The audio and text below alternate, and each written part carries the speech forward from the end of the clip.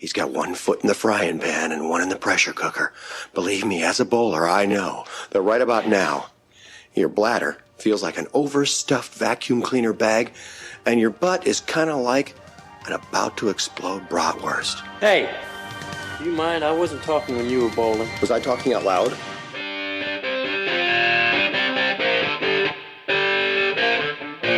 Welcome to Munsons at the Movies. My name is Kyle. I will once again be your host. Joined by the rest of the Munsons, want to give them a wide berth. Is what is called a born loser. A real Munson. And talk a little bit about what's going on in their worlds. We're going to start this time with James. Just really excited for the football season to start here as the Jets inevitably win the Super Bowl this year. Can't wait. No chance it backfires. You got a good team. It's like the first time in like 10 years that's been the case. It's not too late. Let's put a bet. Lions, Jets, Super Bowl. It's what the people want to see. I've bet on the Jets like 6 different ways to win the Super Bowl, but because it's not going to happen, it pays out really high. But that also means I'm just going to lose the money I bet. So I've already come to peace with it. Okay, there you go. Aubrey. Oh, I've got nothing. It's a Monday. I didn't have school today, and I'm already tired and looking forward to the weekend. Do you guys remember that time when Aubrey used to brag about not having shit to do? Teacher summer. That's karma, baby. It feels so long ago. Oh my God, it feels so long ago. I love it though. The kids are good. The school's good. Everything is good. I wish there were better movies in theaters. Yeah, there's not much. Wait till next summer. It's a rough time. I heard things in Venice are great though. I was gonna say they're all playing in Venice right now. Yeah, got something to look forward to there. I'm excited for this. This was fun to prep for, so I'm excited. I agree. Case, I think I forgot you originally, but we should give you a chance to talk. I'm on the flip side of Aubrey in that for the first time in this millennium, I did not have to work on Labor Day weekend. So I have thoroughly enjoyed my time off this weekend, and I guess I'll go into work this week and do some shit, and then I'll have next weekend off. So that's exciting too. Just enjoying this non-coaching life. Rigby. Yeah, I'm happy to be back. I missed last episode, so happy to be feeling better and not having to keel over on the toilet for this episode. Yeah, I'm also excited for tonight, and I'm excited because I think by the time this episode airs, both Jets and Lions fans will be freaking out and overreacting after both their teams lose in week 1. I feel like the probability of this is so high. Rigby, if you want, you can put money on it. You know, you just feel free. I definitely think the Lions need to be taken down. Lions fans need to be taken down a peg or two. I don't know about. They're all in, man. They're all in. My good friend that's a Lions fan, he's all in. Nothing but shame for the last 50 years, but all of a sudden, 9-8 season, people think they're Super Bowl bound. Rigby, if you're rooting against the Jets on September 11th, you are so fucking un-American. You're rooting against New York on September 11th? That's cold-blooded. I didn't say I'm rooting against them. I'm just saying I think they're going to lose. That's what Al Qaeda said, Rigby. Happy to announce that I have successfully made a championship game in my men's beer league hockey league.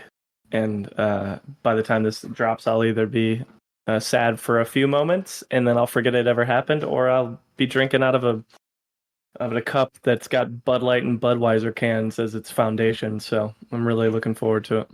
It's going to be great. But anyways, happy to welcome our first guest Munson in a long time. We've got Jim Evans of the Film Rage podcast with us. Jim is the co-host and co-creator of the podcast Film Rage. He has had extensive experience as a film previewer for some of North America's best-loved film festivals. Jim has worked in film as an extra and carries a significant amount of rage for things he finds annoying. That's in all caps in the show notes, so I felt like I really had to add a little oomph, some emphasis there. Being Canadian, since we've been talking about American football the whole time, he's like, Jesus, can we be more boring? He is sorry for anyone he has offended, but at the same time is also passive-aggressive enough to also not care behind their backs. Welcome to the pod, Jim. Yeah, buddy. Welcome. Hey. Well, Jim, your reputation precedes itself here as the Film Rage. We've heard that you're the angry one on the podcast over there, so I'm interested to see where the rage comes out with Owen Wilson as we dig into his filmography. And maybe it's every time Rigby goes, wow.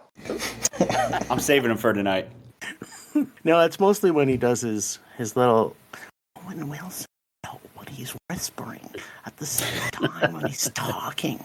And then you have to really turn the volumes up because sometimes you can't hear what he's saying. Watch a lot of Owen Wilson movies. Well done. He's prepped. He's ready to go, man. He gave me the updates. I'm stoked! All right, well, we're going to get into this. Let's have some fun. Episode 89. All right, birthdays, September 14th. Rigby, what do we got? All right, I'll be quick. First up, we got fellow Munson, Tyler Perry. He pairs. The sneaky one, I think. Great episode. People should go listen to that. Corey Wallace. 53. I will say he is older than he looks. So I'm going to say 59. I think this is the right track. 57? I'm going to go with 62. Wow, Craig going old. Yeah, I'm going to take a swing at it. I've seen him without his shirt on a lot in movies. And I'm going to say those tits are definitely, I want to say 54. Oh, man. God, I hope Jim wins. I didn't think he was going to get it, but the Medea reference gave it to him. 54 on the dot. That man knows his man boobs. Next up, Melissa Leo, Academy Award winner for The Fighter. Mm-hmm. That's it? It's the only movie she's been in. I'm going to go 35 then. It's like $1. That's what that is. Yeah. Yeah. I've got no idea here. No way. 35. If it's the chick I think it is from The Fighter, you're probably off by like 30 years. It's a strategic decision. 59, I'm going with again. That feels more accurate. Maybe. I'm going to go with a respectful 55. I'll go 52. Hard 50, I'm going. Melissa Leo is turning 63. What? Good for her. Yeah. Damn, she looks good. So K-Man gets that one. I was scared to go over. Okay, and next up, one of my favorites, Mr. Sam Neill. I think we've mentioned him a lot on this podcast just from ones that we've covered, but haven't gotten to cover him yet. He would be cool. He's so hateable in Peaky Blinders. Yes. That's always what I think about when I think about him. He's so good in that. Really interesting. I just showed somebody else Hunt for the Wilder People, so he's fresh in my brain. So I'm going to start us off because I always like to start off. I will say Sam Neill is 64. 67. 63. He looks the same as he did in Jurassic Park. That was like 30 years ago. 60, sure. I'm going 72. He's been in some movies in the 70s, so. You guys were all under except Jim, who's still under. He's actually turning 76. Damn. Ooh, Damn. Good for him. Yeah. I know. I was shocked by that. he looks good. He has been around a long time. Still got it. People forget Jurassic Park is 30 years old. Yeah. So he would have been a pretty old 30-year-old in that movie. Yeah, but he he was around. stopped aging in 94. He did. Mhm. I agree. This looks the same. We love all those actors, so happy birthday to Tyler, Melissa, and Sam. Wow. We are at episode 89, and with that, we had 5 actors that we threw onto the wheel.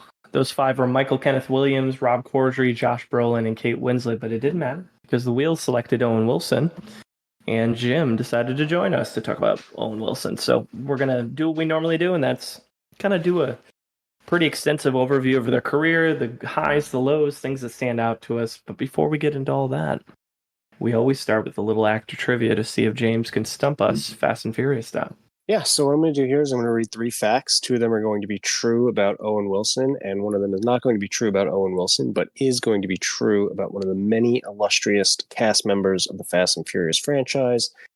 The gentlemen here are going to try to guess which one isn't true about Owen. Fact number 1. Was expelled from high school for fighting and skipping school. Fact number 2. Broken his nose twice, once while in a fight in high school, once while playing intramural football in college. Fact number 3. When he was flown out for his big break into Hollywood, he had never flown first class before in his life, and he was so broke that he tried to exchange his prearranged first class plane ticket for coach and wanted to pocket the cash instead. Good grief. Those are all good. Yeah, these are really good. I think the nose, I don't know, I feel like it's almost too obvious. 2 on the nose. Yeah, 2 on the nose. Thank you, Craig. You know what? I'm going to go number 1 is the lie, and I think that's John Cena. John Cena! I think he's absolutely right. It's John Cena, but trying to change his plane ticket in is something a WWE wrestler would definitely do. So fact 3 is about Cena. I'm going to take the bait on this one and say the second one is about John Cena. And technically, his original gimmick in the WWE was that he rapped. So I'm still keeping this going. Well played. The nose has been broken at least once. At least minimum once. Like, maybe the lie is that it was 3 times or 4 times. That one's true. And he seems like he was a pretty nasty kid if you see Bottle Rocket. He definitely got kicked out of school. And I'm going to say third one, and it's Tom Barry. He only was in 2 of the franchise, so he needed the money. I will say I do know that he got kicked out of school, but I know it was for a very different reason. So I'm trying to figure out who would have got kicked out for fight. It was Tyrese, for sure. I think that's got to be the answer. One, I appreciate the guesses there. I also appreciate the nose pun. So I will confirm that, yeah, number 2 is true. He broke his nose twice, once during a fight in high school and once while playing intramural football in college. I guess at this point, he's just tired of talking about it. So like, it's interesting because he clearly has gone out of his way to not get it fixed, which I respect. You know, it's kind of a calling card and he's had it his whole career. But he finally revealed that it was during intramural flag football when he was playing at University of Texas, and that it was previously broken on the other side from a fight he got into in high school. He had surgery on it once, but it wasn't to repair it. It was to help him breathe. So it was more of like a deviated septum kind of deal. But he has made it very clear he's never going to get it fixed. And I respect the move there as someone with a broken honker myself. Fact number 3 is true. So James L. Brooks, famously produces The Simpsons, saw the short that him and Wes Anderson had written for Bottle Rocket and said, I want to make this a movie, but you got to work on the script. And he flew these 2 young college kids out to his office, paid them $100 a day.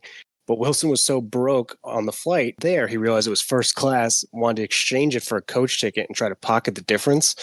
And when the airline told him that the cash would just go back to the credit card of James L. Brooks, who's not hurting for any money, he's like, fine, fuck it, I'll just fly first class for the first time in my life. But, you know, he probably could have used the $100 difference there.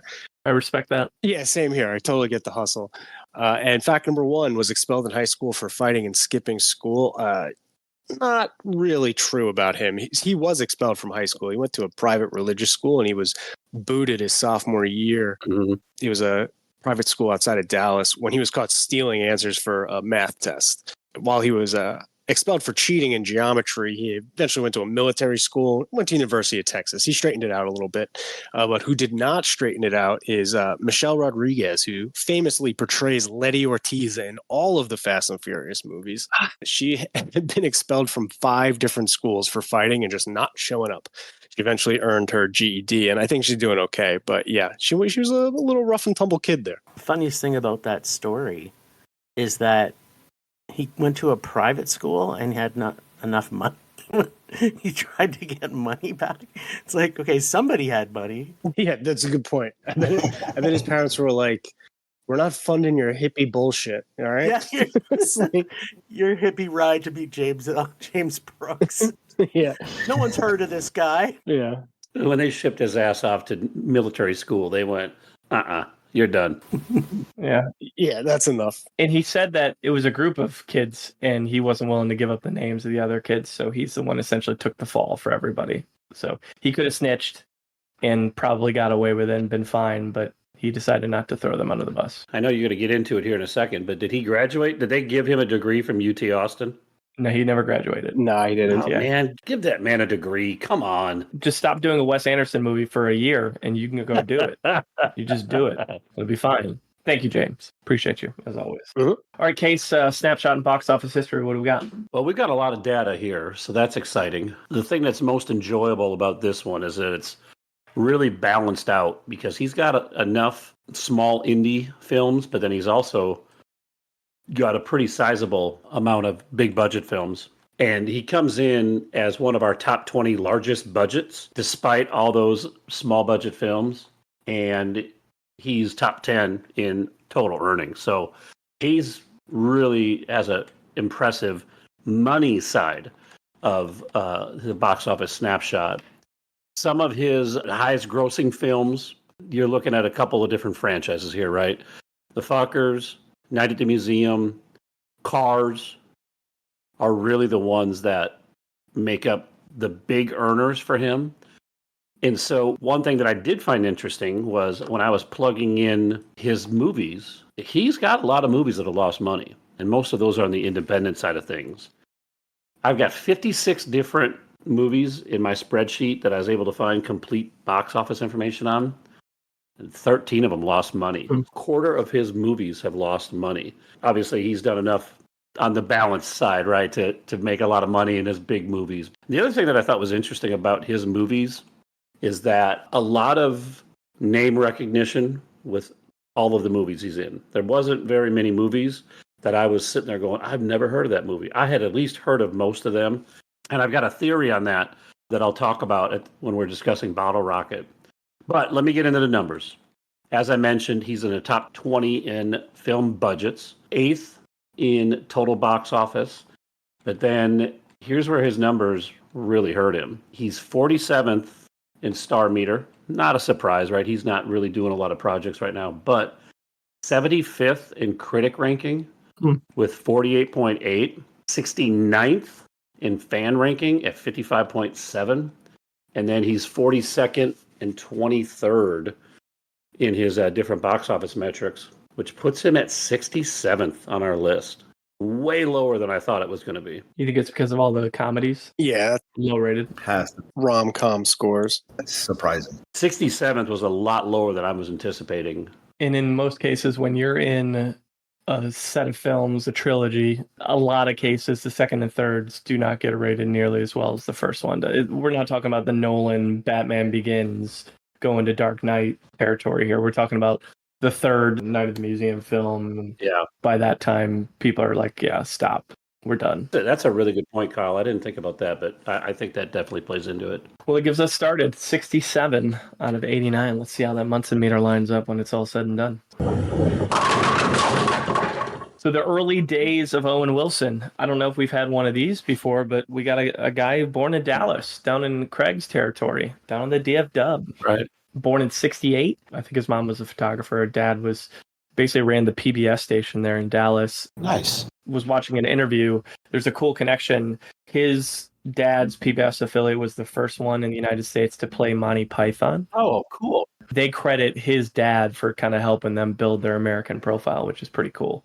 Oh, wow. Interesting. That's really cool. But as James talked about, he got expelled for cheating in geometry, didn't throw his students under the bus, went to the New Mexico Military Institute, and then eventually made his way to UT Austin. He didn't graduate, but while he was there, he was introduced to a guy named Wes Anderson, ended up being roommates before he finished up there. But that would explain why he co-wrote the first 3 films with Wes Anderson. The rest of this podcast makes a lot more sense now. Yep. Yeah. I had no idea until we were like doing research for this. I was like, oh, well, that makes sense why he's in every movie together. It's like, yeah, they're like best friends. Oh, got it. I got the idea that they met in school and were like, this dude has a really unique vision and take me with you. Yeah. Please. Like, let's do this together. I actually read a couple articles about Wes. Why don't you write more with him? And he just didn't have time anymore. Mm-hmm. Yep, he got really busy. And I think the important note here, too, is at this point, Owen Wilson didn't really consider himself an actor. He was just kind of being creative in the creative space. He never had aspirations to become an actor. And he only said, like, after his third film, when people started, like, calling him and trying to hire him, he's like, oh, I guess I'm an actor now. Okay. We're here. This is my calling. I guess I'm going to do this now.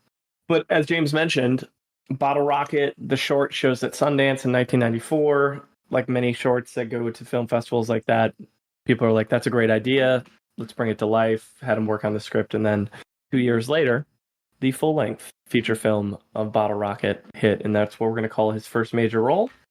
And James has it. This movie came out in 1996. It's got an 86 critic score on Rotten Tomatoes and a 79 audience score as well, with over 50,000 ratings when it comes to the audience. So I was actually really looking forward to watching this, considering I had never heard of it before. Prior to getting into the review, there's some interesting notes on it. One, Owen Wilson was very much planning to join the Marine Corps if this movie had not been successful, because him and Wes Anderson essentially had written it all throughout college and were pinning their hopes and dreams on it like any young person trying to break into the industry. And he's like, yeah, if this doesn't work, this is about the best I got. So I'll probably just do something else, which is funny because it actually bombed commercially, but the critics loved it. And another note I found funny was James L. Brooks afterwards said he was nervous about the movie because Wes Anderson and Owen Wilson, when they were handling the rewrite, it's like they never took any notes during any of the meetings. They just sat there and like listened to me talk and were like, cool, cool, cool. And like never wrote down anything I suggested. He's like, so I wasn't extremely confident in how this rewrite was going to go. But quick synopsis of the plot. Luke Wilson is just been released from a mental hospital, and he finds out that his wacky friend, played by Owen Wilson, his real-life brother, is determined to begin kind of like a life of crime because they're kind of bored in their normal suburban life. They recruit their neighbor because he has a car, so he's going to be their getaway guy, and they kind of go on a road trip in search of Owen Wilson's previous boss, who's like, in his mind, a criminal mastermind, who's randomly played by James Caan. I thought it was so funny as a little cameo. But what they learn is that they really don't know anything about committing crime. And the movie is incredibly pleasant to watch. You see the immediate kind of style of both Owen and Luke Wilson, as well as Wes Anderson, kind of come through. Like it's, the plot meanders, the one-liners are super dry but funny, and the improv works on many levels. There's like a random love interest, and they play off the awkwardness of like normal human interactions, which I think is like Wes Anderson's bread and butter. And I really enjoyed the movie. One interesting note about it is it scored when they were doing the test screening for it. At that time for Columbia Pictures, it was the worst test screening score that they had ever had. So people just did not like Wes Anderson. They're like, nope, I don't like this direction at all. He's a little ahead of his time, I get it. But then it really picked up when Roger Ebert actually interviewed Martin Scorsese and asked him at the end of the 90s what his 10 favorite films of the 90s were, and he put Bottle Rocket at number 7, and it kind of became like a cult classic where everyone's like, I don't even know what this movie is because no one saw it in theaters. And then it's really picked up steam there since. And obviously, Owen Wilson and Luke Wilson have gone on to be movie stars. I found it kind of interesting with Owen, because the character that he's playing is like secondary to Luke. You know, Luke's kind of the star of this. And, you know, he still kind of steals the show just with his Owen's wackiness that he gets into. His best impression of himself doing Woody Allen, he does that so well. Like, he just has those weird quirkiness to it. The opening joke cracked me up so much, where Owen Wilson's trying to break Luke out of like this mental hospital, and then the doctor walks in. He's like, what are you doing? Because he sees like a rope of sheets going out the window. He's like, yeah, my friend thinks I'm like locked in here. He didn't realize I kind of checked myself in. So like, you see how excited he is? I'm gonna pretend to sneak out. He's like, fine. He's like, just don't let anyone else see because it's a bad look for us. He's like, I get it. He lets him go down like three flights of stairs so on a. I have a theory on why this movie became so popular and developed a cult following, and it's because of Netflix. Netflix started sending DVDs in 1997. They didn't have a lot of DVDs. And so you would constantly have a queue of shit you wanted. And then they're like, we ain't got any of that stuff, but we got plenty of this Bottle Rocket movie. You want to watch that? And you're like, I guess. Netflix was going, here, we'll send you Bottle Rocket. And finally, I got it. People weren't able to get their copy of Twister in 1996, so they had to get a Bottle Rocket instead. Mm-hmm. They couldn't get Anaconda, so they had to get a rocket. I love when he explains what what we're gonna do as our plan since I broke you out of the mental hospital. And it's like, but first we gotta, kind of test how good we are at robbing, and they end up robbing his mom. Yeah. It's so fucking funny. He's like, you stole the earrings, bro? He's like, I bought those for her for her birthday. You gotta put them back. That's a fun movie to watch. Well, speaking of fun movies, The Cable Guy, 1996. He plays an asshole, gets his ass beat by Jim Carrey in this film. He plays Robin's date in one scene. I know Rigby was going to giggle at this one. But, yeah, man, Carrey works him over in that bathroom.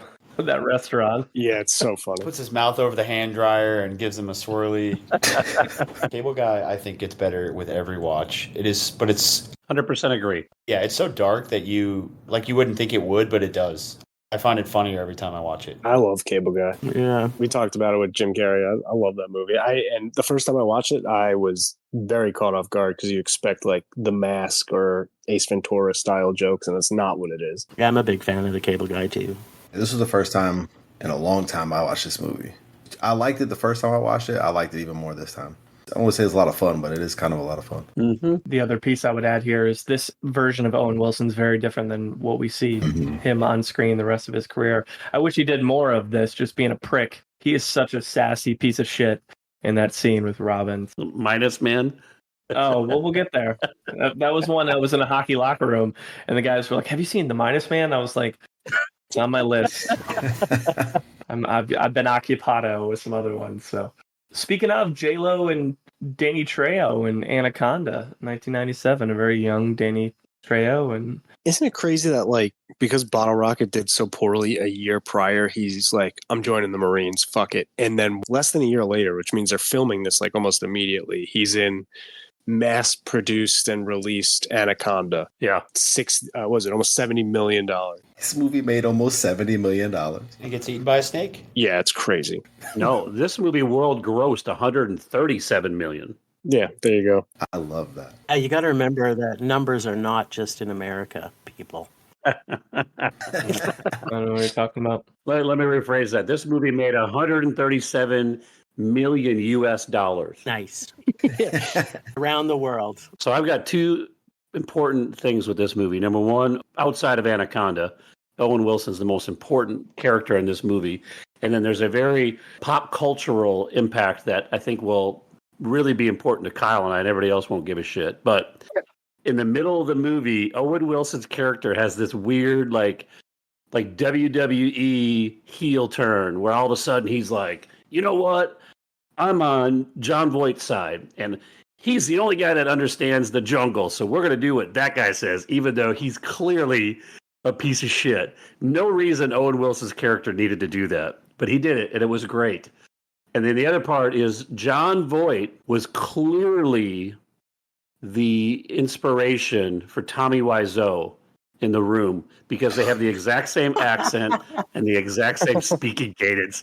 And I'm like, what is wrong with John Voight? That was the start of his downfall. What accent was that? I can't really tell. I believe he was from Paraguay. It was terrible. It was a Tommy Wiseau ahead of Tommy Wiseau. Like, what did he show up thinking they were all doing? Because he was doing something different. Whatever it was, it required a ponytail, and that looked great. Yeah. Yeah. Tell you what, though, Owen Wilson's got back-to-back movies where he's got tragic demises in Anaconda and coming up in Armageddon. Oh, there's another one coming up too in The Haunting. Oh, yeah. That was a pretty vicious death too. Yeah. It's got some gnarly ones in there. I don't normally like to push back against Case, but I will push back in the sense of Carrie Wurr is probably one of the most important characters in this movie just because she changed my life when I first watched this as a younger person. It also makes his heel turn so much more confusing to me.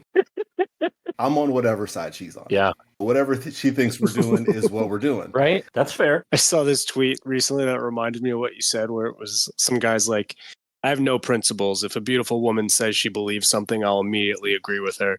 and some chick responds to her, he's like, you should get some principles. And he responds to her and goes, I totally agree with you. I think it was just an inspiration after that Nicki Minaj wrote the song Anaconda. That's true. I think that's what it was. What pop culture phenomenon we wouldn't have without it. I agree. Yeah, exactly. Doesn't, what's his name with Big Butts song, doesn't he even reference Anaconda? Yeah. Yeah, man. Kind of don't want none. Sir Mix-a-Lot. Sir Mix-a-Lot, there you go. Feel like the context is a little bit different. I feel like Sir Mix-a-Lot came before Anaconda, though. It did. She wouldn't say Anaconda if Anaconda didn't exist as a movie. I'm just going to say it. Yep. The reference is that it's massive. It's very large. I agree with this take. We're going to lean into it. But to keep it moving, we've got the second Wes Anderson project, Rushmore, a movie we talked about a ton on the Seymour Cassell episode and how much we enjoyed that film. Owen was a writer and producer on this, so like I mentioned, he had helped co-write Wes's first 3 pictures. play a role. I think he shows up in a photograph during the film, but that is it. That is his only role in Rushmore. Yep. A great movie, and Seymour Cassel has a delightful character in that film. Yeah. And people should go watch it because it is the least Wes Anderson film of Wes Anderson's films. I agree. Agreed. The most based in reality with normal human characters. It's still good. So what does that tell you? Mm-hmm. Now, speaking of great films, 1998's Armageddon. He plays Oscar, the geologist, alongside our boy Keith David as the general who just screams Kinsey, yelling at people. And I'm told this is where I'm supposed to squeeze in a reference to Jethro Tull, just so we're all on the same page, because he really wants to hear Jethro Tull. He has so many good one-liners. That section where they're introducing the crew and they're going through their testing and training, they cast such a fun group. You know, the real serious guy, not Bruce Willis, Will Patton. Mm-hmm. He's on one end of that spectrum, and then you got Steve Buscemi on the other end, and it's so much fun to watch those guys. And Steve Buscemi, in my opinion, steals the show. They give Steve Buscemi the best one-liners, no question. Can I at least have some fun before I die? I love Buscemi, and I love Michael Clark Duncan in this movie too. Yes. Oh, he's great. It's loaded. The best character in this film is American components, Russian components. Peter Stormare is amazing. Peter Stormare is so good in this. Stormare. Yeah. He's mesmerizing. Is this good or bad? I love that you can still see like some of the charm from Owen Wilson where he sneaks in his like improv one lines when he's like, hey, can you tell us what it'll like actually be like on the asteroid when we get up there? And he describes just how horrific it is. And he's like, most terrifying thing imaginable. That's all you had to say. Most terrifying thing imaginable. Or he's talking about the female astronaut. He's like, is it just me or is Watts super sexy? I mean, Oscar is probably one of the first main character to die in the film. Yeah. Really, Yes. too. He gets blasted in the face. This movie it's awesome and terrible at the same time. I love it. I'll never not watch it, and I will always acknowledge how messy it is. It is messy, but the emotional beats land. They do. Dude, that's the Michael Bay special. Mm-hmm. It's because the whole movie feels like a montage. When Will Patton drops off that fucking ship to his kid that doesn't know him, and the first person coming out when they're walking out is the kid, and gets me every time. Yeah. Kills me. I absolutely hate this movie. It is like one of the worst movies I've ever seen. Love it. It's in my top, I would say, 50 worst movies I've ever seen. There's the rage. The rest of Michael Bay's films are in probably the rest of the top 50. So. We found a pain point. This has like so many great actors. Like, I mean, fantastically, how he got all this talent and then made one of the worst movies that's ever been made is just beyond me. Jim, maybe you're just not having a hard time relating with not having a massive space program in Canada? I don't know. We've sent Canadians to space, so you know, we have one that's probably more popular than any other astronaut, the singing astronaut. Come on, everybody knows. Was he doing Major Tom or whatever? Yeah, he was the Major Tom dude. Ground control to Major. Yeah, I remember that. Yes. Yeah, but did he save the world? I don't think so. Was he in Mr. Deeds, and did he sing it in Mr. Deeds? No, he's an astronaut, but... So let's flip it to The Minus Man from 1999, along with Dennis Haysbert. He plays Van, the lead in this film. He kills people. I know that. He's a murderer. He's a serial killer, and Sheryl Crow's in it. This movie was so disorienting because, Aubrey, you talk about movies where people show up, like they're in different movies. It was like a casting director. Everybody owed this person favors. And the director's like, do you think we can get Sheryl Crow? And they're like, yep, Sheryl Crow owes me one. She's a strung out junkie.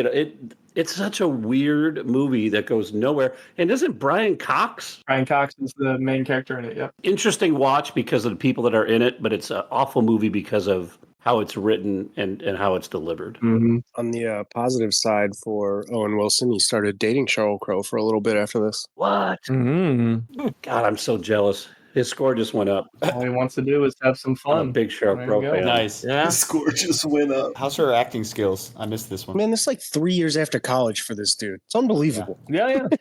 I think my my senior project might suck, and I'll join the military. And 3 years later, he's dating Sheryl Crow. Yeah. Good perspective, James. It's ridiculous. I have a feeling, based on a discussion we've had recently, that this movie was shot well before it was released in '99. Oh, Because he looks very young in this movie. got chopped up. He definitely doesn't look like he got murdered in space. But his nose does. Oh man. It always has, always will. I saw The Haunting for the first time ever, and it sounds like I was not abnormal in assuming that it was awful, because I did not enjoy it. But I feel like I'd better understand Scary Movie 2 now, Rigby. Yeah. Having seen The Haunting. Now I realize what I'm watching in Scary Movie 2. And Owen Wilson dies a gruesome death by beheading from a big ass statue in this movie. Scary Movie 2 is a classic. Everyone go check it out if you haven't seen it. Where did Rigby go? Did Rigby go to the moon? Yeah, Rigby, are you being haunted by Big Daddy Kane over there? The Rigby ASMR. Stepped away from my computer. I said, go check out Scary Movie 2 if you haven't seen it. I did a little research and I shared it with James. I do have the Wow Watch available if anybody is ever wanting to know. The Haunting is actually the third movie that he used the phrase wow, and he did it 5 times in this movie. Nice. It's starting to grind forward, and so if you guys have any questions about if he said wow in a movie, I got the whole list on how many times he said it in each. Kay shared it with me. I could give you the breakdown of how much money he's earned per wow. If you guys want that later, we could share now. Yeah. Save that later. I want to hear that in your Munson Meter. Cool. Why was that not in the original? We're talking about the numbers. He obviously said it in Bottle Rocket, and then he said it in Breakfast of Champions, and somebody somewhere must have said during The Haunting, like, man, people love it when you say wow. Because he dropped it 5 times in The Haunting. Nice. His high is 7. This is where this thing starts to become a thing. The Millennium hits, and he does his first of 3 films with Jackie Chan in Shanghai Noon. He plays Roy, kind of his little sidekick through the process. Owen Wilson's character's a little bit of he's a shyster. He's kind of he's a squirrely character. They end up being buddies by the end, obviously, but I loved both of these. Owen Wilson does great playing next to like these like neurotic, high-strung type A characters because he's the exact opposite. So he always does a really good job playing off of them. And I thought him and Jackie Chan, I enjoyed their chemistry. Agree. I'd agree. I think the chemistry was what made that film so good. Like Jackie Chan and his kung fu stuff that is just off the charts. So fun. how much money did this movie make? Yeah, well, I mean, it made a lot of money. $99 million US worldwide. It hit really well with critics. Okay. The interesting thing with the Shanghai series is the sequel was budgeted for less money, which is strange. And around this time, you got a lot of these like buddy comedy type things, and you see how like there's got to be one person that drives all this stuff, and you see it's a person who's like kind of wisecracky, morals are a little loose, up against Jackie Chan, who's taking everything super serious, and it works again. And I also think part of the reason why people like this movie so much is because it came out like a year after Wild Wild West, which was a disaster. Oh, yeah. Fucking wow. So they were like, oh, wait, this is a way better than that one. One of the things we saw from Owen Wilson in this movie that we'll see throughout his career, even when he's kind of on the wrong side morally, he's got a very weird way of being able to get you to kind of side with him. Like he betrayed Jackie Chan every turn in this movie, but yet when he's the one buried up to his head, you're like, God dang, I feel bad for old Roy. Old Roy's being punished. White man, Thank you. I didn't want to say it. Feel bad for the white man. The joke was dying to come out of me. You're allowed to say it. Yeah. No, I normally do say it. That's why I didn't want to say it. All right, same year, he played Kevin in Meet the Parents, first of 3 films in this sequence with Meet the Parents, Meet the Fockers, and Little Fockers, I believe was the third one, right?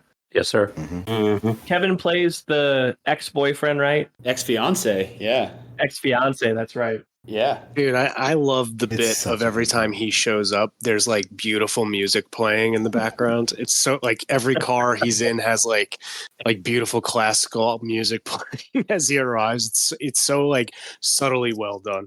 It's like, oh, how'd you two meet? It's like, oh, they met at lacrosse camp. It's like lacrosse camp. What the fuck is that? It's so funny. It's like the perfect bit because like it's not played too much to where it's like you hate him because he's too douchey. It's like just enough. Yeah. Mm-hmm. You don't hate him, but you just kind of roll your eyes at it. Mm-hmm. It's really like well portrayed, but also like well like thought out and written. It's a great bit. Yeah. I think it's a good way to put it, Aubrey. It's just a well-written character given Ben Stiller's character and just how like neurotic Gaylord is as a character. He does that really well. I find I like Owen Wilson more when he's not the lead in films a lot of times, where he's just the tertiary character that is just like brought in and he just brings the joy. Yeah. And I totally forgot. And I totally forgot James Marsden played John Wilkes Booth in this film in one scene.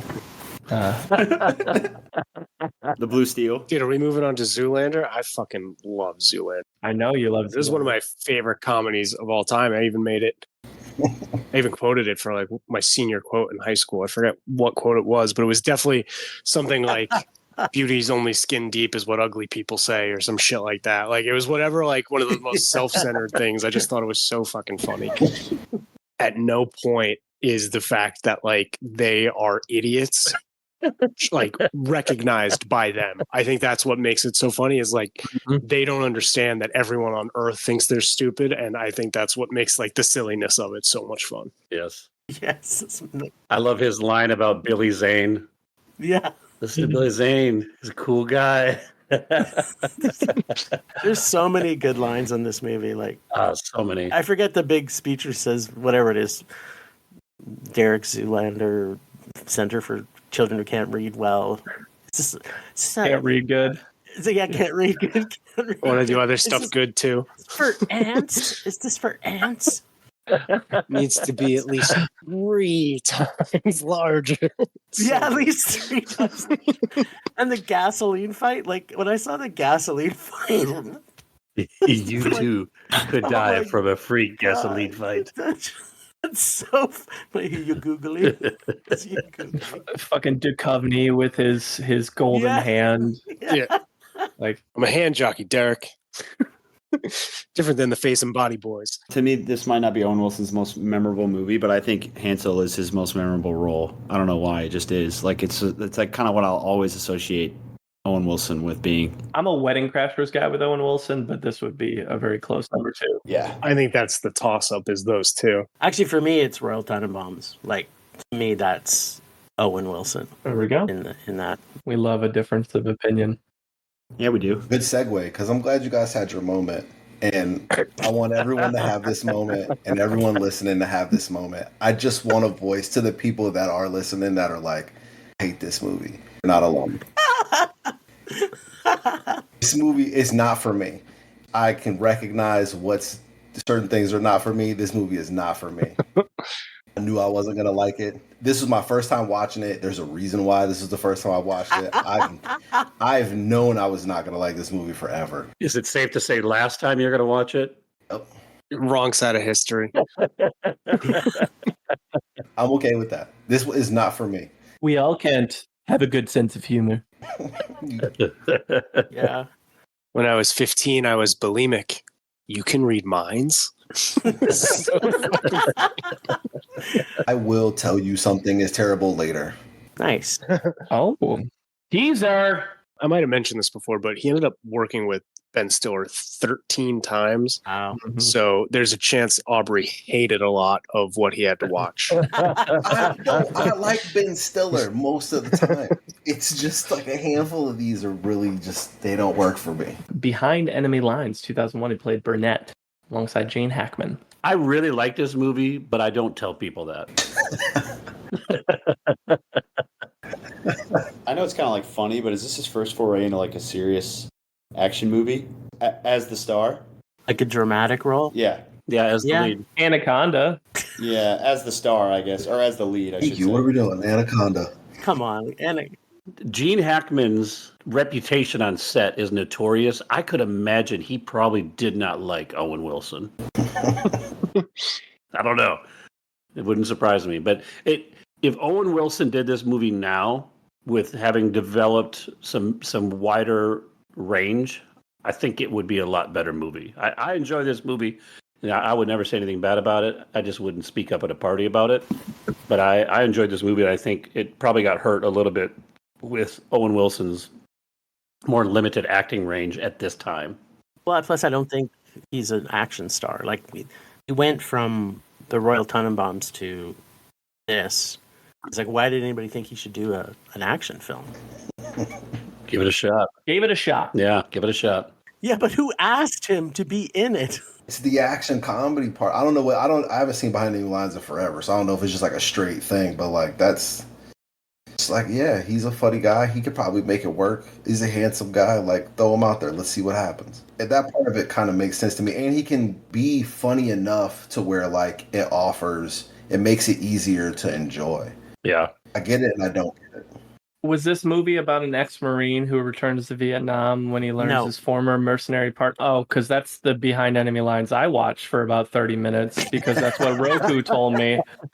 Roku was like, you search the actor, and it was like Behind Enemy Lines. It was like free on Roku channel. I'm like, cool. I got about 30 minutes in. I was like, where the fuck is Owen Wilson? I'm watching the wrong Behind Enemy Lines. No Gene Hackman either, probably. Yeah. Yeah, Kyle watched The Deer Hunter instead. Yeah. It is on Netflix right now for free. So It is, yeah, I saw that. He's all excited about John Voight and just went, I got to see some more John Voight. So let's just say I did not rewatch Behind Enemy Lines. We gave it one shot. I gave up after that. So the movie that Jim just mentioned, Royal Tenenbaums, he was a writer, producer, and played the character Eli alongside Seymour Cassell and Angelica Houston. And he's worked with Angelica Houston a bunch as well, mostly because of Wes Anderson. But he also got an Oscar nomination for Best Screenplay alongside Wes in this film. So it was, I think, first and only Oscar nom. We haven't covered many actors who got a writing screenplay nomination. I think Emma Thompson's the only other one we've ever covered that did. Oh, good call. I'm not really a big Wes Anderson fan, which surprisingly I will get to when I discuss my review. But yeah, I don't know. This one's never really clicked for me. I think Wes Anderson is probably an acquired taste for a lot of people, but when it does work for me, I very much enjoy it, and I enjoyed Royal Tenenbaums a lot. I hate saying that this specific Wes Anderson film is my favorite because I'm a huge Wes Anderson fan. Huge. Like the largest, like Anaconda size Wes Anderson fan. Makes sense why you picked Owen Wilson. Yeah. How we measure fandoms? By Anacondas? Been doing it wrong this whole time. Yeah. I'm a half of Anaconda fan of Wes Anderson. Pause? I don't know. Huh? So you're a Python? You're a Python. Yeah, Python. I love Wes Anderson. This movie was one where, like, I don't know, it's just like sometimes you watch a movie and the anticipation of the movie kind of overshadows the experience. I don't think it's bad at all. Yeah. I just need to rewatch it. I think on a rewatch, I'll love it. First time through, I just didn't kind of get into it for whatever reason. I admire it, but I need another watch on it because I like Wes Anderson a lot. I'm really anxious to watch it again, actually. I think this is Gene Hackman's best film. I think he's brilliant in it. The movie made me like Gwyneth Paltrow. You know how hard that is to do? Yes! It's so right. It's incredibly difficult. I'm glad someone said that. I just love Ben Stiller and his kids in their jumpsuits. It makes me laugh every time I see him on the screen. Yes. So That's true. I Spy in 2002 alongside Gary Cole and Eddie Murphy. And I'm pretty sure this movie bombed like a motherfucker, right? It did. Yeah. Both at the box office, and I think critics hated it too. I want to say it's like probably in like the teens in Rotten Tomatoes. I couldn't bring myself to watch it. Yeah, 1533 critic audience, and it lost 19 million. Because it is very bad. Oh, yeah. I Spy, I can't remember who the Owen Wilson character was in the TV version, but I know that the Eddie Murphy version was Bill Cosby in I Spy. Oh. In the 60s. Oh, really? I did not know that was the thing. Oh, yeah. Wow. It's a weird movie. Don't watch this. It's a weird movie. I didn't. I've seen it multiple times. I watched this when I was like a teenager. I had the DVD of this movie for some reason. And I've seen it a handful of times. I rewatched it for this. It's really bad. And like Eddie Murphy can say pretty much anything for me. Because I just like watching him. Like, if he does something dumb, I still am into it. He couldn't even save this one. This movie was weird. 3 wows couldn't even save this movie. Nice. Damn. It's not to level 7 of WoW, so that's why. It's a decent amount of wows, though. Mm-hmm. There was 7 WoWs that might have made it. That's true. This also plays into the action star point because he's never once believable as like, it feels like the comedy comes from like, I'm supposed to believe he's like a real spy. Mm-hmm. He's like that part we're supposed to take as like, he is a spy and he's really good at it. And it's like, no, he's not. I don't believe it for a He's second. Owen Wilson. He's not a spy. He's hard to take seriously in serious roles like that, for sure. Yeah. Yes. I think it's a great example. Although I think he gets better at it. Yes, he does. Well, I'm sure we're going to talk about it later. Yeah. Starsky and Hutch. He plays Hutchinson, the film adaptation of obviously a very famous duo. I didn't rewatch it, but I do remember enjoying Starsky and Hutch before with Vince Vaughn playing the big baddie and do it. Bacardi and cola. Let's get a whiff of that new car smell. Do it. Craig, you mentioned him playing sort of morally bad characters who end up. Yeah, that's how he's he a is. womanizer, right? Sure. Yeah, And he's like a undercover cop who like actually like wants to be in the gangs. Like it's hilarious. it's pretty funny. Yeah. My favorite bit on rewatching it is Ben Stiller, like the straight edge cop, and Owen Wilson's like very much the slimy cop, and they thought they found Coke, but it didn't smell or taste like Coke, so they were like, "Oh, why is he just selling powdered sugar?" But that was like the whole bit is they're trying to make it so it's not detectable, so it actually is Coke. And so Ben Stiller has like a night where he's coked out of his mind. He doesn't realize it. And he passes out. And that leaves Owen Wilson with the 2 like smoking hot chicks that they're with.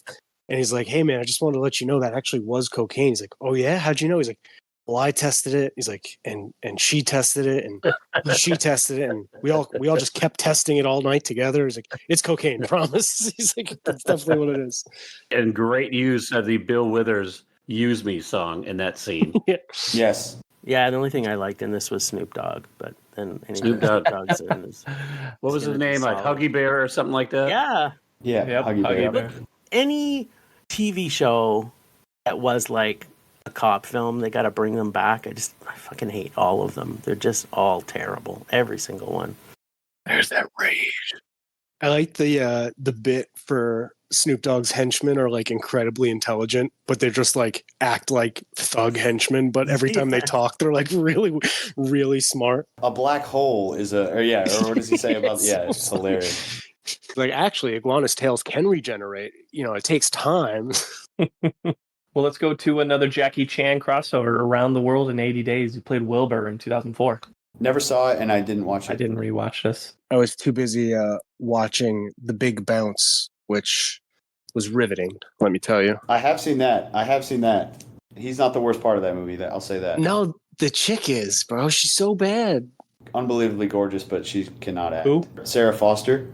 I was watching it with my wife, and I was like, I am willing to, because I never heard of her, and she's in this movie with like Charlie Sheen and Owen Wilson, Morgan Vinnie Freeman. Jones, Morgan Freeman, right? Exactly. And I was like, and she's the main like love interest, and I've never heard of her. It's like my guess is she like married someone rich or famous and just quit acting. And I look it up, and that's exactly what happened. I was like, nice, nailed it. I was like, yeah, she married Tommy Haas, the world champion tennis player, and just called it a career after one movie. And I'm done here. I respect the hustle. Same here. It's hard work. Life Aquatic with Steve Zissou, another Wes Anderson film alongside Seymour Cassell, Angelica Houston, Willem Dafoe coming out of nowhere on this one. Yep, and Bill Murray, the big Bill. Delightfully quirky. Yes. Life Aquatic with Steve Zissou. The critics didn't like this one. Yeah, they didn't. And I know Ned Plimpton is his character's name. And I know Owen Wilson wasn't able to do the film before this, but he created the character for Owen in this film. So it was created specifically for him, which I think is always kind of cool. I love this. Says George did all the Bowie music in it and redid it all and put an album out. And that album is just like one of the best, most solid albums of all times. If you haven't heard it, highly suggest you all listen to it. Mm-hmm. Can you say the name of it again? The performer Says George. I think he's Brazilian. Seujorge, I believe. He's an actor too, but he's also a singer. We love it. Yeah, the soundtrack is amazing. He sounds handsome. He's very handsome. Oh yeah. Yeah, not you fair. guys are all 1 correct on the spelling and 2 correct on him being handsome. Yeah, you guys are all correct. There you go. I think I could just listen to you say his name the rest of the episode. I don't know about you guys. George. Just give me the cue. I'll just say it. It'd be like a. Wow. It's like you won. Saint-Georges. I'm a huge fan of George or whatever his name is. Yeah, we. Very talented. Yeah, we. Wedding Crashers 2005 played John. Classic film, classic comedy. Hopefully this is not the one that Aubrey hated, because that would hurt my soul a little bit. Because You want me to do it now or later? Do it.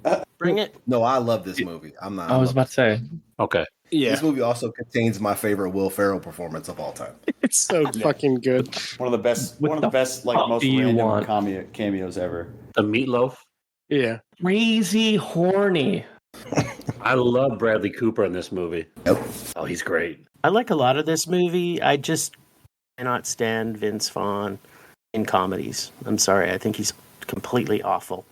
But I think as a dramatic actor, he's brilliant. The painting was a gift, Todd. I'm keeping it.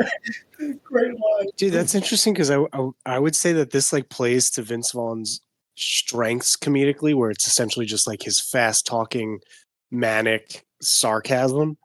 I don't even wear a belt. Yeah. Dude, and I think that's when he does his best. But I don't think he does anything good in comedy. So there you go. That makes sense. Yeah. I'm pulling an Aubrey out right now. I'm just playing it out there. But Owen Wilson was great in it. One of the things that hurts this movie for me is the fans of it, because it is grossly overquoted. Yeah. Crab cakes and football. That's what Maryland does. They're so quotable. It's incredibly quotable, but I don't need to hear it in my day-to-day conversations. Owen Wilson's got a couple zingers in there, especially when they're out hunting, and he says, I don't even know what a fucking quail is. Are you kidding me? Fantastic. Got 6 wows. Sounds funny. Sounds funny. The one thing I'll say about this movie that has always bothered me, and this is one of my favorite comedies ever. I just think that he and Rachel McAdams had absolutely zero chemistry. That's always. Ooh. Did you say J-Lo and Marry Me? Is that what you said? Oh, That dude. chemistry? Pretty sure Wait, that's what oh, I said. hold on. We'll get there. My bad. I was thinking ahead. Romance. I don't know what you're doing there. I was thinking ahead. Tread lightly. Saint George? I'm going to scorch that fucking romance when we get there, so just wait. Burn, baby, burn. I didn't notice it, but I'm thinking about it now, and it makes a little bit more sense. I just can never buy them. It's like, is this lady really going to give up Bradley Cooper and his like Georgetown pedigree to go with this guy? See what marriage is going to be like with Ike Turner up there. Yeah. The movie does a really good job of turning on Bradley Cooper. Oh, yeah. He can't go back. Yeah, it's so funny because he's like a nonprofit, like pro environment, Ivy League guy, and then in his personal life, he's the biggest douchebag on earth. It's so funny. I'm reading Don't Kill Myself books. Speaking of quotes, Craig, I always say, "Oh, I bet it would, hillbilly, white trash." White trash. Her name is Chastity. She is white trash. In case you're mentioning how you love Bradley Cooper in this, the director of this movie said I've always steadfastly believed, like, don't hire someone based on one audition. Make them read multiple times, get multiple eyes on them to see if maybe they just nailed it one time, but they're not the right fit. And it's like, and the only time I've ever broken that rule was when Bradley Cooper auditioned for that role. He's like, I hired him on the spot. I was like, this is the guy who's playing Zach. Like, that's him. Like, he nailed it. It's perfect for it. That's great. There's so many things. We've only covered 10 years. Like, he's just so busy during this time. Because then he starts his first of 3 as Lightning McQueen in Cars, a movie we talked about in the Bonnie Hunt episode. Not everyone's favorite Pixar films, I feel like, is the prevailing wisdom there. First one's good. Just stopped after that one. Yeah, it's a passably good movie. How does he do in voice roles? I think if he's in the right one, it is. You're going to hear more about that in a bit. But It works for me because his voice is so distinct. it's distinct. And I think that really matters when it comes to like voiceover work. Yeah. Your voice has to have like characteristics, Edge. personality. It's got to have some edge to it. Yeah. His voice lends to that because his voice is kind of dynamic. So it lends to this kind of work, which I think that character has become iconic in large part simply because of the voice, how it sounds, not even necessarily any of the acting that's being done. I think the first movie's great. And the other two they don't even exist in my mind. You're a big Larry the Cable Guy fan? I've actually never seen these. So the Lightning McQueen he's one of the main characters, right? He is the main character. The main character. He's Okay. the main character. Owen Wilson is the main character of the Cars. He's franchise. the car. He is the car. They're all Cars. The movie's called Cars. Yeah, but he's the car, you know? It's like when you see Cars in a car, it's usually him, other than Aubrey's favorite, which is Larry the Cable Guy, is Mater. We all know, huge fan. Tow truck, if you were wondering, Case. Love that guy. Case, to your point, they did hinge this entire trilogy franchise on Owen Wilson as the main voice actor. So it says something about hireability there. Yeah. It fits. Like, this one does fit his voice. Mm-hmm. It does. It really does. Like, and I think it could be NASCAR's the South, and he's from the South, so he gets it. Mm-hmm. Good point. Agree. A movie we talked about in the Matt Dillon episode, he's Dupree and You, Me, and Dupree from 2006. Dupree is an unwanted guest in Matt Dillon's home. Yes, he is. When he finds out that he likes to not follow any of the rules, ever. 7 different kinds of smoke. I like You, Me, and Dupree. This is what we talked about on that episode. I don't mind it. Owen Wilson's like outside of the box of living and acting towards situations is on full display here. Whether it be he's wearing Kate Hudson's robe, or he's riding a bike, or he's just hanging out at the bar. All these just wild scenarios. He somehow is still able to make it seem authentic while being crazy. But I love him as like a slacker with like yes, no direction. I think he's great. When he's interviewing for the job and he's like, you guys don't work on Columbus Day, do you? And the guy's like, and the interviewing manager's like, yeah, we do. He's like, oh man, I'm afraid to even ask about victory over Japan Day. And he just like looks at him and he's like, well, I'll take my resume, and he just walks out. that whole dichotomy of him as this just slacker, loose guy versus this high-strung Type A personality. Same year. God, 2006, what a busy year. Good grief. He first of 3 Night at the Museum films. He plays Jedediah, a film where Rami Malek makes an appearance toward the end of the film, but another Ben Stiller project. He was never there with Ben Stiller because he plays a mini cowboy that's always in scenes with Steve Coogan, and they do not like each other, but they're friends by the end in their little mini car. Cute. I watched that today. I hate all 3 of these movies. You hate all 3? All 3 of them. Hate them. I've never watched one. I did an internship at the American Museum of Natural History, so it's interesting watching the first one and seeing some things, but other than that, I'm like, I hope kids like it. Yeah, I think that's the thing with anything that is made for kids. Mm-hmm. They throw in some adult humor in it, but it's totally a kids movie. I like watching it for Robin Williams because I like anything with Robin Williams, and that was fun on the rewatch. Was he Teddy Roosevelt in this? He was. Mhm. Or a version of Teddy Roosevelt. Right. Yeah. But the 2007 film that he says is probably his favorite Wes Anderson film, and that's the Darjeeling Limited. He plays Francis, one of the 3 brothers in the movie, and that's why he said he thinks he gravitates so much to it, because he's very close to his brothers, Andrew and Luke, and that storyline has a lot of meaning to him.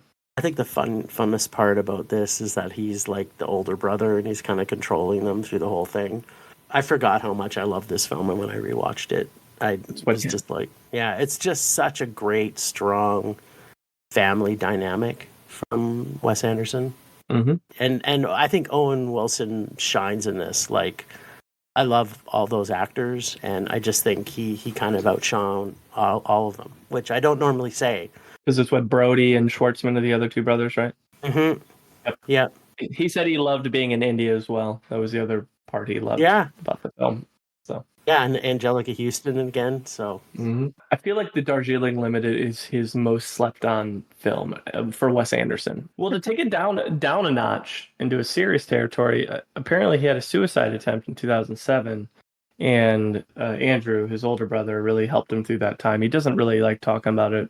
I'm sure James will chime in on that. But the nugget that I noticed is he was originally going to be in the movie Tropic Thunder, one of my favorite comedies, with Ben Stiller. And then he was replaced by Matthew McConaughey. So he would have played the agent, which I don't think he would have played it as well as Matthew McConaughey did. So I'm kind of, I'm not that I'm happy that he had. Yeah, be careful. Don't misconstrue this. But I think Matthew McConaughey was a much better cast for that character that they wrote. So They just needed a Longhorn for that role. one who graduated. Yeah. Graduated. Yeah, he stopped doing a lot of less interviewing. He's out of the public eye a lot less, and so you'll see him still does movie red carpets, and obviously we're going to talk about the remainder of his career. But after this, he kind of stopped being as public facing with his career as he was. And then the first of a couple dog movies, Marley and Me, James' favorite movie ever. He loves it when dog movies happen because the dogs always survive. Let's skip over this one. No, what I will say is this was the last dog movie I actually actively saw, and you want to know why?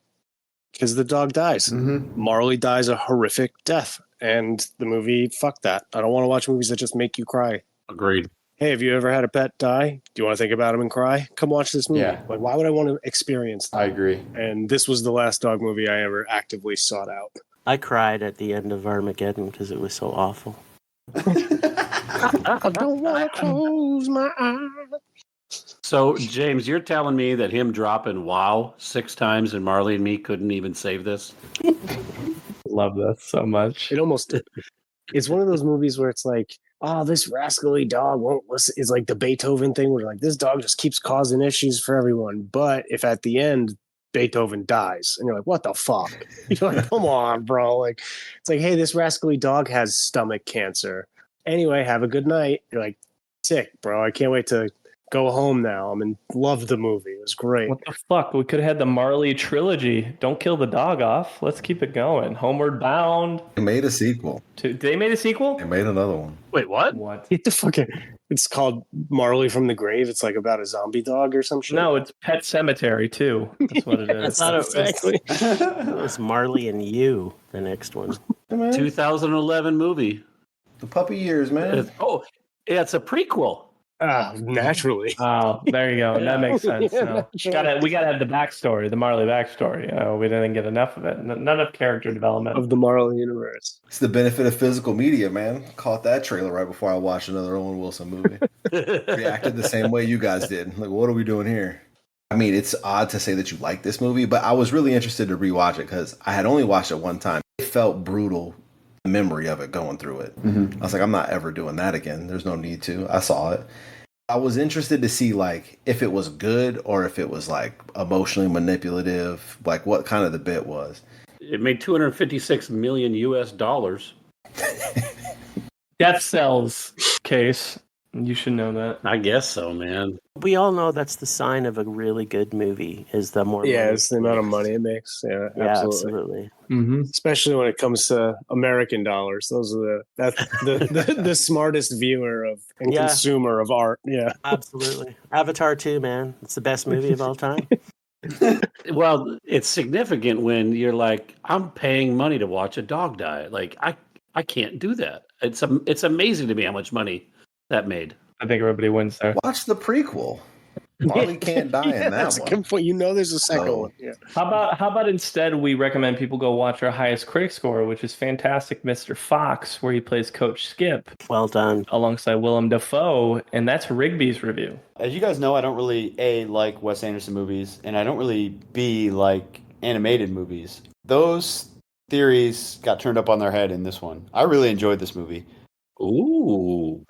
and I'd never seen it. I knew it was really critically high rated. Yeah, Fantastic Mr. Fox is a 2009 stop motion animated film starring George Clooney as the Fantastic Mr. Fox, Meryl Streep, Jason Schwartzman, Bill Murray. I mean, a lot of the Wes Anderson favorites are in this one. And Owen Wilson, as you mentioned, Kyle, plays Coach Skip. He is not in this a lot. He's in one scene, high school, or he's like a school gym teacher, basically, or coach of George Clooney's Fox's son, played by Jason Schwartzman. I kind of wish I probably would have reviewed a different Owen Wilson role, just because it's very minor. But I was happy I finally got to see this movie. It's really clever. I found it very intelligent, family friendly, which is kind of outside the box for Wes Anderson as well. The premise of the movie is Mr. Fox, played by George Clooney. He is a former thief who, after 12 years of not living out his animal instincts, reverts back to a life of crime against the wills of his wife, played by Meryl Streep, and kind of gets his family into deep crap, I should say, and bonds together with a bunch of other animals going after these farmers. Bill Murray, like I said, and some other famous voice actors as well. Yeah, I really enjoyed it. I found it to be a whimsical watch. It's like 85 minutes long, so it's really short. So if you haven't seen it, I say go check it out on HBO Max. I think you'll enjoy it. Yeah, it's a really good film. I'm a big fan of Fantastic Mr. Fox. I know Warren was as well. He had a lot of good things to say when we covered Willem Dafoe and Willem Dafoe's character. That rat is so funny. So funny. He's got like a quirky little dance to him, and like he does like the West Side Story like click thing where he snaps his fingers. Like It's a really clever role. I bought his voice corresponding to the animal the best of any of them, just because Willem Dafoe kind of looks like a rat, so it just worked out. Accurate. This is my partner on my podcast's favorite movie of all time. Oh, wow. Wow. Yeah. I mean, it's a good pick. Yeah, I'm here for that. It's a great pick. Wow. You guys know my kind of animosity towards animation and Wes Anderson, and so I wasn't really looking forward to it, but I was very pleasantly surprised by it. Well, it's interesting because this one is like very Wes Anderson-y. Like it's very, very Wes Anderson-y. So the fact that you don't like Wes Anderson and then you really like this was kind of interesting. Yeah. How about we keep it moving to our next review? We haven't had a review in 20 years up to this point with his career. Then we got back to back with largest audience gap and another dog film and another voice role in Marmaduke from 2010. And Jim is our guest Munson. Going to talk a little bit about it. Yeah, I think James should watch this one over Marley and me for sure. It starts out with Owen Wilson's voice as the narrator, and you just think, oh, he's the narrator.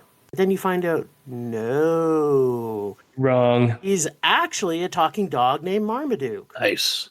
Yeah, so this is a story of a family, their giant Great Dane, who moved from Kansas to California for a dad to get, I'm going to go, a better life for his family, followed by nonstop situations where Marmaduke goes from a situation where he does something silly or idiotic or whatever, causing, I'm guessing, a funny thing for 5-year-olds to laugh at, Marmaduke wrecking things.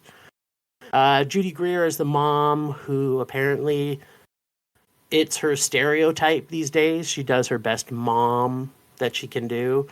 Talking Cat, played by George Lopez as Marmaduke's brother cat. The dog park dog cast of Christopher Mintz-Plasse, Steve Coogan, Fergie, Kiefer Sutherland, Emma Stone, Damon Wayans Jr., Marlon Wayans are cute in that kind of talking dog kind of way, I guess I would say. Basically, the entire movie is Marmaduke talking and narrating and pretty much making a running commentary of everything that's happening, akin to the Look Who's Talking franchise. What I thought made the comic strip of Marmaduke so endearing was a 1-page a day, quick in and out, and a silly situational comic of a large dog. Why anyone would want to turn that into a movie was absolutely beyond me.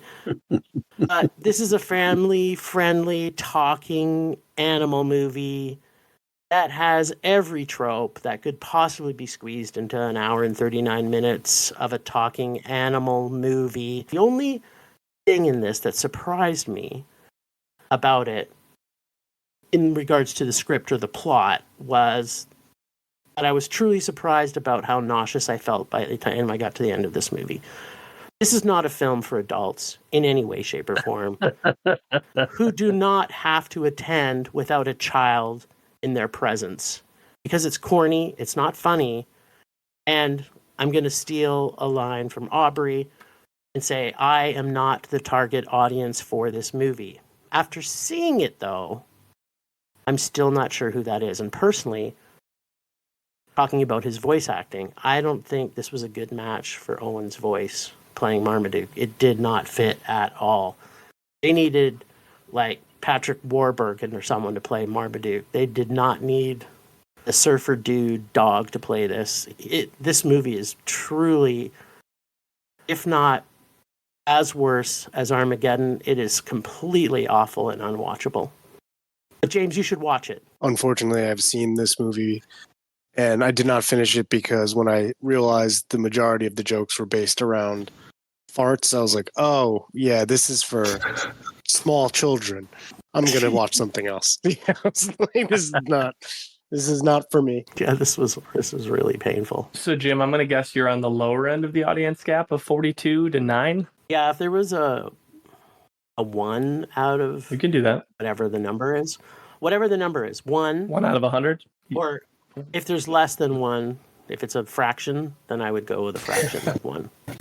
We can go as low as you want, buddy. Negative integers. If you don't think CGI farts are funny, then this movie's not for you. And that's something you have to accept. I did give Jim the option of switching out reviews from having to watch Marmaduke, and he said I will still do Marmaduke. So I love that. I just want you to. He's a trooper. That's what I'm saying. He's a trooper.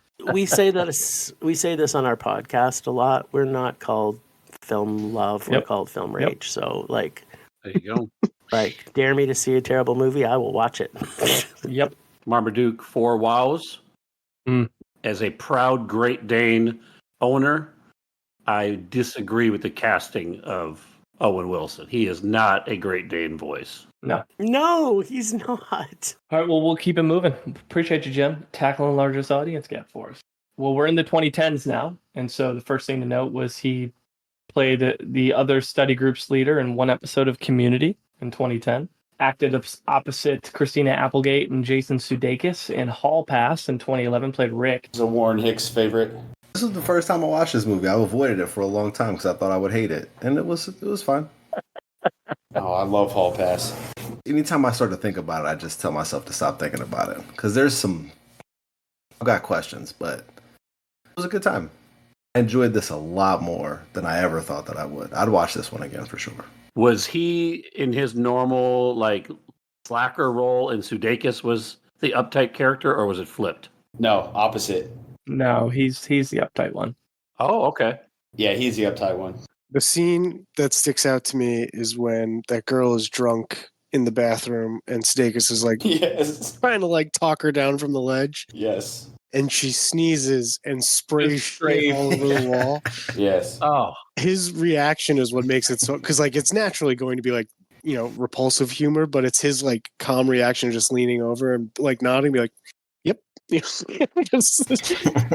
This movie always makes me think of Warren, just because I always remember him loving it, and it's very Warren Hicks type comedy. The first night that they're on their hall pass, they go to Applebee's, and they're like, they think that's a place to meet women. Yeah, they don't know what to do. Yeah. Listen, we got a whole week, man. We just gotta go back and get some rest and be ready for night 2. Anytime you put Richard Jenkins in anything too, it's worth seeing. Oh, Richard Jenkins' character is fucking hilarious. Is like I love Richard Jenkins, the savvy bar guy who can pull any woman, coaching them. It's fantastic. Mm-hmm. First of 3 kids he had in 2011 with Jade Duell. I don't know how you pronounce her last name, but he was dating her at the time, and they had a son together back in 2011. And he had 3, so he had a son with Caroline Lindquist in 2014, and then he had a daughter with Veruni Vangsverates in 2018. Anytime you have 3 different baby mamas, I'm like, all right, let's see if this guy's got a type. And 2 of them are Asian, so. Yeah, his type is different women. Yeah. Nick Cannon style, right? Yes. 3 kids over 7 years, essentially, with 3 different women. Wasn't married to any of them. So, judge accordingly from your own personal Munson Meter perspective, I guess. Say as yours. I will say, I don't think any of them were unplanned. I think it's all three people he's either had a relationship with or been friends with, and they were all actively chosen to happen. Can you confirm that? A movie that doesn't have great ratings, but I enjoyed it way more than I thought I would. I watched The Big Year, and he plays Bostic, like the number one birder in the world. And it's a movie about three guys competing to see the most birds in a given year. And it's dumb, but I actually enjoyed it. I have seen it. I did like it. I saw it when it came out. It wasn't too bad. Angelica Houston's fun in it, and the other two main characters are Steve Martin and Jack Black. And so those three competing to see the most birds. And it has some heartwarming storylines with like Brian Dennehy and playing Jack Black's dad and better understanding where his son's coming from. Rosamund Pike plays Owen Wilson's wife, which another relationship that I don't buy in the slightest bit whatsoever, but that's another theme. Owen Wilson as a romantic heartthrob's not really the type I think that sells to audiences. But a character that his type cast works really well for is his role as Gil in Midnight in Paris from 2011, a movie we talked about on the Michael Sheen episode. I know Rigby and I have had this conversation many a times. I'm not a big Woody Allen guy, but I like Woody Allen films when he's not in them. And in this case, casting Owen Wilson as basically his character in this film about going back in time was a perfect choice of casting in my mind. I agree. I hate to say it out loud, but I'm a huge Woody Allen fan, other than his personal life. Rigby, same thing. Yeah, Jim, I completely agree. I've seen every single one of his movies up until the time. Let's just call it that. It's the type of Woody Allen that I love to see, which is the wacky, like Alice or Purple Rose of Cairo, or like even going back to Bananas and Sleeper, and it's just wacky and fun. I love the casting. We always give Rigby shit, but it's because of that exact thing. Is Woody Allen is this acclaimed director. He's just a piece of shit, and so we like to tie the art to the artist when it's someone Rigby likes specifically.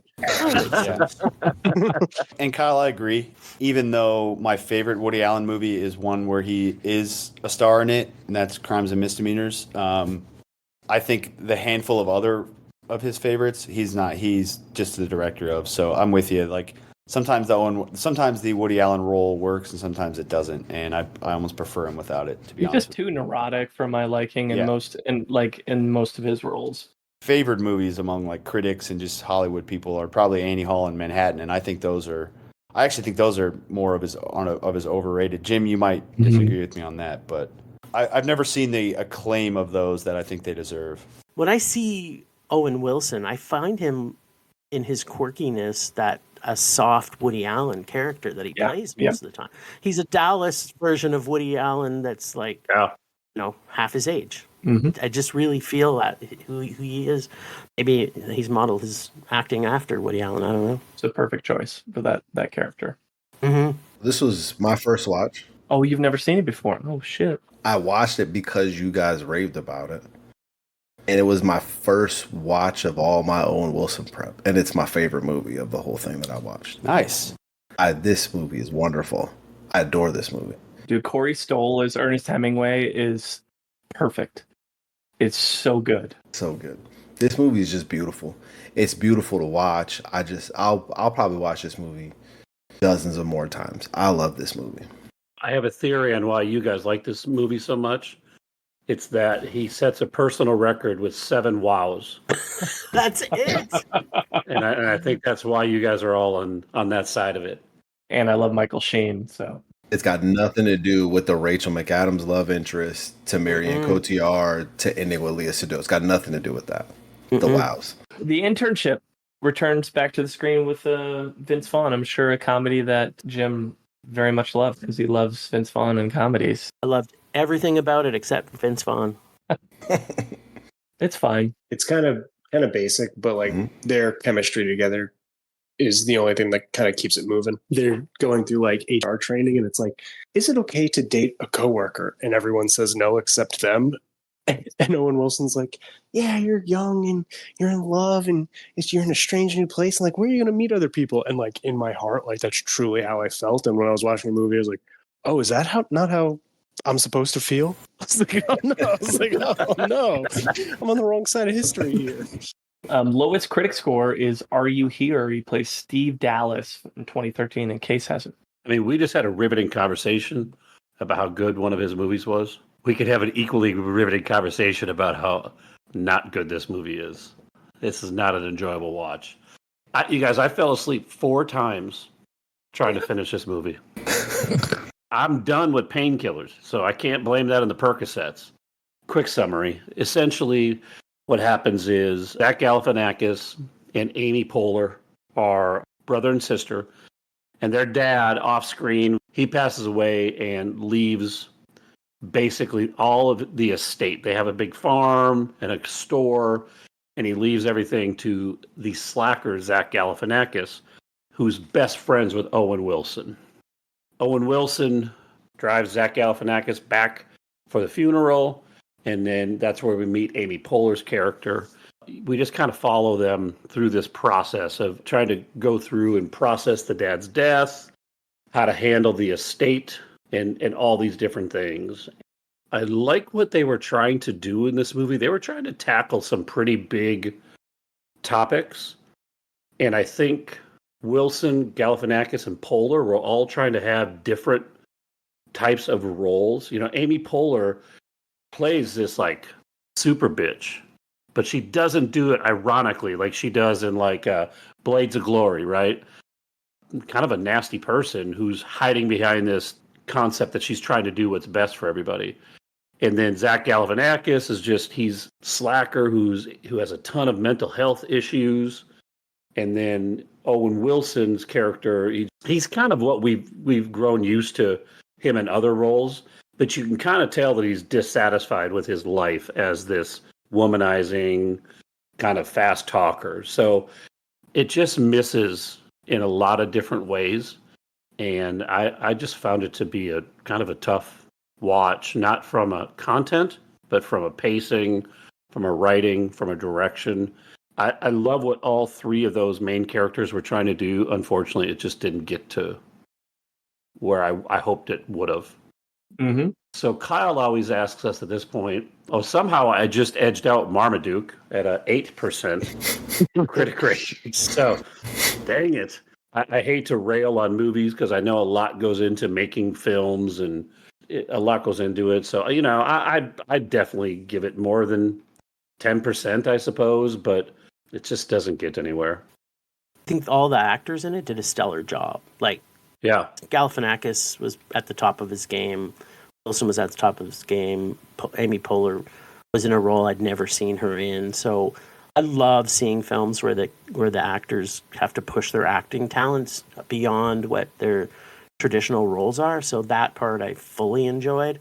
And I did like the way they portrayed his mental illness. So there was pieces of this I really did enjoy, but I would agree with you that the movie itself is probably a little bit of a hot mess. I think you're right. The pacing was a little off, but I still didn't hate it. I didn't fall asleep in it, so I feel proud of that then.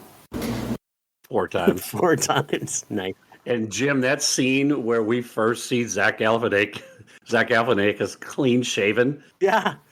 You can't recognize him. You're like, holy shit, who is this character? I don't think I've ever seen him clean shaven, so I was just like, what? How the hell did they get him to shit? This is the movie I was going to say is bad. Oh, there we go. Well, the numbers would align with your opinion. Yeah. Generally, I'm with Case on I don't like to rail against movies. This is usually the only place that I kind of do that. On the website, if there's something that's really bad, generally I just don't write it. Because I know that making movies is hard. There's a bunch that goes into a movie being bad. It could be from a bunch of different things. So I'd say the most charitable read of this movie is kind of what Case was doing, but that it's just mostly harmless. It's just read. Tried and it didn't really work. Yeah. We kind of the boat. Less charitable version of this kind of examines some of the flaws a little bit more closely, this movie takes some stances. It treats its women horribly. Mm-hmm. If we look at the stepmother character, Laura Ramsey. this movie really does her wrong because it kind of robs her of any level of agency. Just gives you like a sentence backstory of I went to college, so like I'm not who you think I am. But the other women in the movie, or mainly just Amy Poehler, is just shouting at her the whole time and essentially calling her a gold digger and a whore. The movie takes that stance and then says, let's have her randomly sleep with Zach Galifianakis and fall in love with Owen Wilson and never leave this house. Yes. And also, every time you see her, she'll be doing one of two things: cooking or cleaning. Mm-hmm. And that's her character. Maybe the performances are fine. I don't really know, because I was just blown away by how odd all of these choices were and they just kept doubling down and getting worse. By the end, Owen Wilson's not a better person. He's still terrible. Like, he just sides in that one moment and he goes and kind of apologizes to Zach Galifianakis, but not really. Yeah. And then kind of apologizes to the other woman and they just kiss and everything's fine. He did it because he quit his job but got a raise because he shows up to this job drunk and high all the time. It's bizarre. This movie's awful. The love thing is terrible, too. Aubrey, I thank you for your service and saying all the things that I didn't want to say, so appreciate you, buddy. That's awesome. Yeah, I'm here for that. And I'm going to keep us moving because the world doesn't deserve any more about Are You Here? Amen. In the slightest. But you all did a phenomenal job.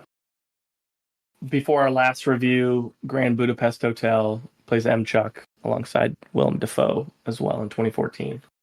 It's another Wes Anderson film. Great movie. Highly acclaimed Wes Anderson film. Lots of awards love that year.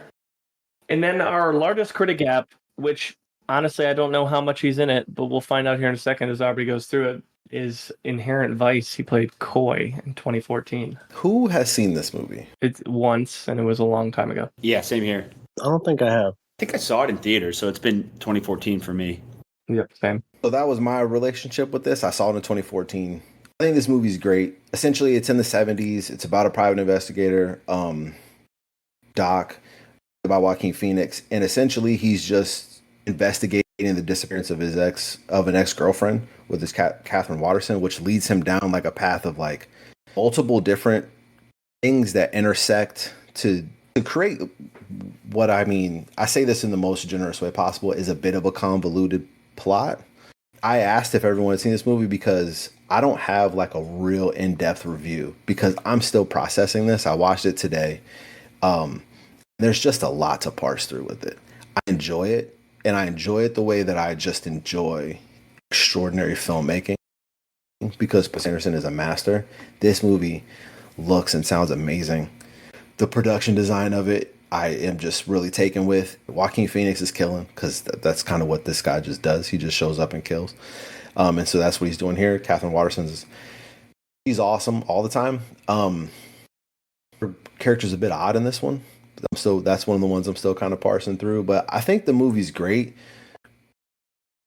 I just need more time to process it, to be honest. It's one of those where it's really complicated. There's a lot going on. I don't really know what to take away thematically yet. I will watch this again almost immediately because it's really well made. So it works in that sense. And it's a good movie. I would recommend it. I would also really love to hear other people talk about it. Help me kind of process it. What was Owen Wilson's role in the movie? Oh yeah, Owen Wilson's in this movie. He's in it a decent amount. He's comedic really at all. It's comedic in the way that like PTA can be comedic, so it's kind of like a little offbeat and underhanded. His character, he's playing it pretty straight. He's someone that kind of gets involved with multiple different people and essentially is, I guess, faking his death to not have to deal with those people. So he had to like leave his family and stuff like that. He becomes someone that Joaquin Phoenix has to investigate. He gets called in to investigate what happened to him.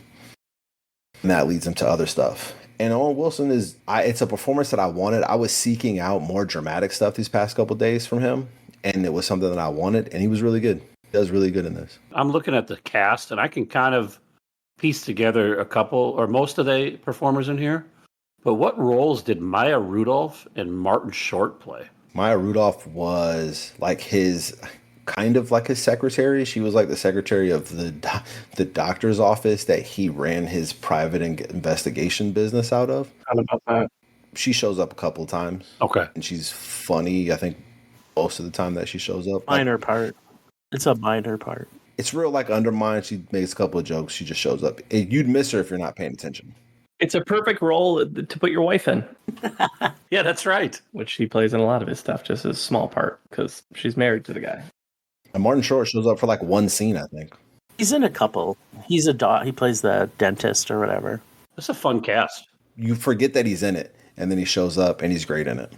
Over the next 5 years, he's in a lot of stuff, but again, we're not going to mention a lot of it. I mean, there's Wonder and Freebirds, and a lot of the sequels are thirds of the trilogies, right? Like, he's in Masterminds, No Escape. Masterminds is good. Father Figures, Bliss. There's a lot of stuff he's doing during this. Bliss is awful. Bliss is awful. Bliss is awful. Yeah, it's not good. There's like a badly done Black Mirror episode that was 2 hours long. You're like, oh, I get what they're going for. And then you're like, oh, but this stinks. Oh, and it's still going. All right. Nice. Metaphor for drug addiction. You'll find out within 20 minutes. Yeah, you get it. You get it quickly. The one thing I did want to mention, 2019, I know Case is a big Documentary Now fan, and I saw he was in 2 episodes, so I was like, I got to check it out. I committed to you that anytime we cover somebody in Documentary Now, I'd watch it. And he plays basically the spiritual leader in a mocking of Wild Wild Country, the documentary on Netflix. Dude. I didn't realize that. Fantastic. It's fantastic. And all the people are named after Pittsburgh Steelers.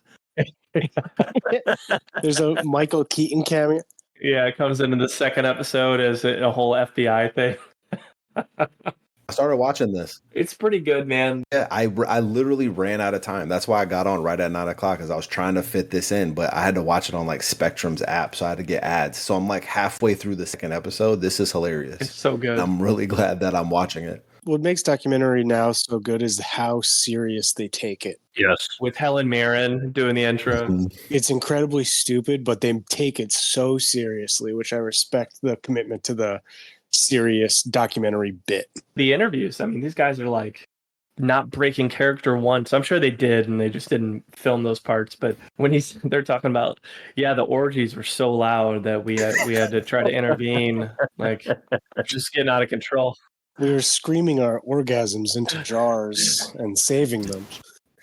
Yo, the Pittsburgh Steelers review.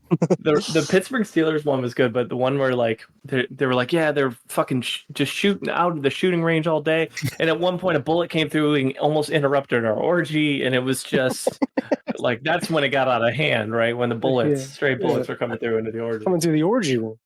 Old boy's explaining his name, and he's like, "This means temple, and this means this." Da, da, da. And they cut to Keaton, and he's like, "Nah, it was Jack Lambert." Yeah, it's like he's actually a big Franco Harris fan. Yeah, I mean, Owen Wilson's not doing a ton in there. I mean, there are moments, but it's more of a cast of characters situation, at least in my mind. Well worth checking out. You could see him doing that. Like, he pulls that character off well. Oh, yeah. Mm-hmm. And then 2021, Rigby's favorite, he enters the Marvel Universe as in the Loki show as Mobius, and will be returning here in season 2. Will be releasing about 3 weeks after the release of this episode. So he'll be coming back, and I really like his character. He's in 5 episodes of the show. He's fantastic. He's great in this. Mm-hmm. As weird as it sounds, this is one of my favorite performances that he gives. Mm-hmm. It's not comedic, really. He's playing it, and he's really dealing with like this forcing complex emotion out of him. He's really like wrestling with existential ideas, and he manages it really well. He slides into the MCU pretty easily. Like, this is a character I want to see a lot more from. He should do more TV. I think he really hasn't done much. It's been mostly film in his career, and I think he would thrive in this long form. Yeah, I agree with that. I hate saying that because I want movies easier to consume, but I think he would do well in that space. If this is any indication, because I was just blown away by his performance in this. Mm-hmm. Second best performance in the show. I will not state the first. We skipped over it, and I don't want to go back. Just I want to bring it up because I think his performance in No Way Out was as well. That's my favorite performance by him. Oh wow. No Escape. No Escape, yeah, the one where he's over in the Philippines or whatever. Watch that today too. Yeah. Bar none, that is my favorite Owen Wilson performance. He is not being funny at all. He's like right out of his element. But it was an action film, so Yep. I just needed to throw that out there. So yeah, I think when he plays a serious role, he can pull it off. Now, It's a good call. It was incredibly tense. My critique of that movie is not his performance and not even the tense moments. I think my critique of the movie is that it's like just an undefined South Asian country revolution. Like if they would have given any sort of background to be like, okay, I understand why he's afraid, but the one critique was like, all right, he's a white guy, he's from America, and look at all these Asian people that are scaring him. And I was like, that's the only part that made me uncomfortable. The rest of the movie, though, like I was incredibly tense. It's especially as like a new dad. Yeah. And the whole thing is like, hey, I have 2 little girls and you're about to get murdered the whole movie. I was like, holy shit. What it had to be Laos or Cambodia, right? Because they're crossing into Vietnam at one point. I think it was Cambodia. I think it is Cambodia. I think it's assumed that it's Cambodia. I think just a little background would have been nice. Yeah. As somebody who's thinking about moving out of the country and working internationally, this was an uncomfortable movie to watch. I didn't know Lake Bell or Owen Wilson had the action movie chops. Yeah. Or I should say the political Suspense. thriller chops. I'll give him credit. The last 5 or 6 years, Owen Wilson's, he's been trying some other stuff. Yeah. He's done some different things that he wasn't sticking to his normal bag, like doing some television, doing some action pieces, returning back to the horror genre and Haunted Mansion. I put in air quotes because he says The Haunting did not go over well with people, so it's been a while since he's dabbled in that, but I wish he didn't. Don't forget Cult Leader. and then a cult leader. We glanced over it, and rightfully so, because it stinks. But Zoolander 2, as a huge fan of Zoolander 1, I was like, all right, let's see how this is. And I will say, the score is fair. The movie is not good, but he does have the one funniest line in the movie. And it's when one of the plot points is they find out Derek has like an illegitimate kid, and they go to find him. And when they find him, he's like a chubby fat kid. And it wrecks Zoolander. He's like, oh my God, like I have an ugly fat kid. Like this is terrible. And he looks at Hansel. He's like, is my kid being fat? Does that make him a bad person? And like with 100% sincerity, Hansel's like, I mean, it doesn't make him a good person. So fucking funny. But the movie's not good. But that line killed me. Couple last roles that I had put in the show notes I thought were worth noting. In 2023, Paint, which was basically like a Bob Ross type character. Yeah. I didn't get a chance to watch it, but I know it's one of his more recent things. It's awful. I hated it. The reviews aren't good for it at all. No. You can't take someone like Bob Ross and do that to him. Like it wasn't really anything. He had the look of Bob Ross, but they were making him out to be not like Bob Ross is like one of those people you can put up on he's like Mr. Rogers and Bob Ross are there. Like you can't fuck with that shit. And Right. They turned him funny, right? But wasn't that the idea? It was a womanizer and a bunch of terrible stuff, right? Yeah. Don't do that to Bob Ross. Bob Ross was a saint. He just had bad representation who fucked him on the back end. Oh yeah, they totally fucked. Great. Just do a biopic. That's all you got to do. Yeah, just do that. Well, how about just do a documentary? Those are always better than biopics anyway. So. And then the last one is the one we mentioned very briefly earlier, but is that movie where he has incredible chemistry with J-Lo and Marry Me. And I'm obviously kidding because I've never seen two people have more awkward kisses than Owen Wilson and J-Lo. That's true. And the movie's not bad. It's not bad. The movie is not bad at all, but like there's zero chemistry between those two people. I know, it's crazy. But they're not supposed to have chemistry. No, they are. They like it's No. it's They've never met before, so they shouldn't have chemistry. This is my favorite Owen Wilson role and movie, only because Jay was in it. So Wow. no, it's clearly not. only because What about Anaconda then? Oh yeah. Kyle, you know who was supposed to play Owen Wilson's character, right? Did you mention that? Oh, No, who was it? It was supposed to be Armie Hammer, but he They obviously nixed him. Oh The yeah. Army hammered himself. Yeah. Oh yeah. He was eating motherfuckers. He was busy. Mm-hmm. Wait, Army Hammer would have been a math teacher? Nah. I would have bought their chemistry a lot more than Owen Wilson and J-Lo, though. TBH. I'd have bought the regular dude stuff a lot less though. Yeah, I agree. Yeah. I'll take Matthew McConaughey over Owen Wilson, Tropic Thunder, and we'll give Owen Wilson over Army Hammer in that. I think that's a Good point. perfectly good trade-off. I agree with your guys' assessment. You watch the movie, you're like, oh wow, this movie's actually pretty good. Those two clearly aren't into each other. And but the movie's pretty good.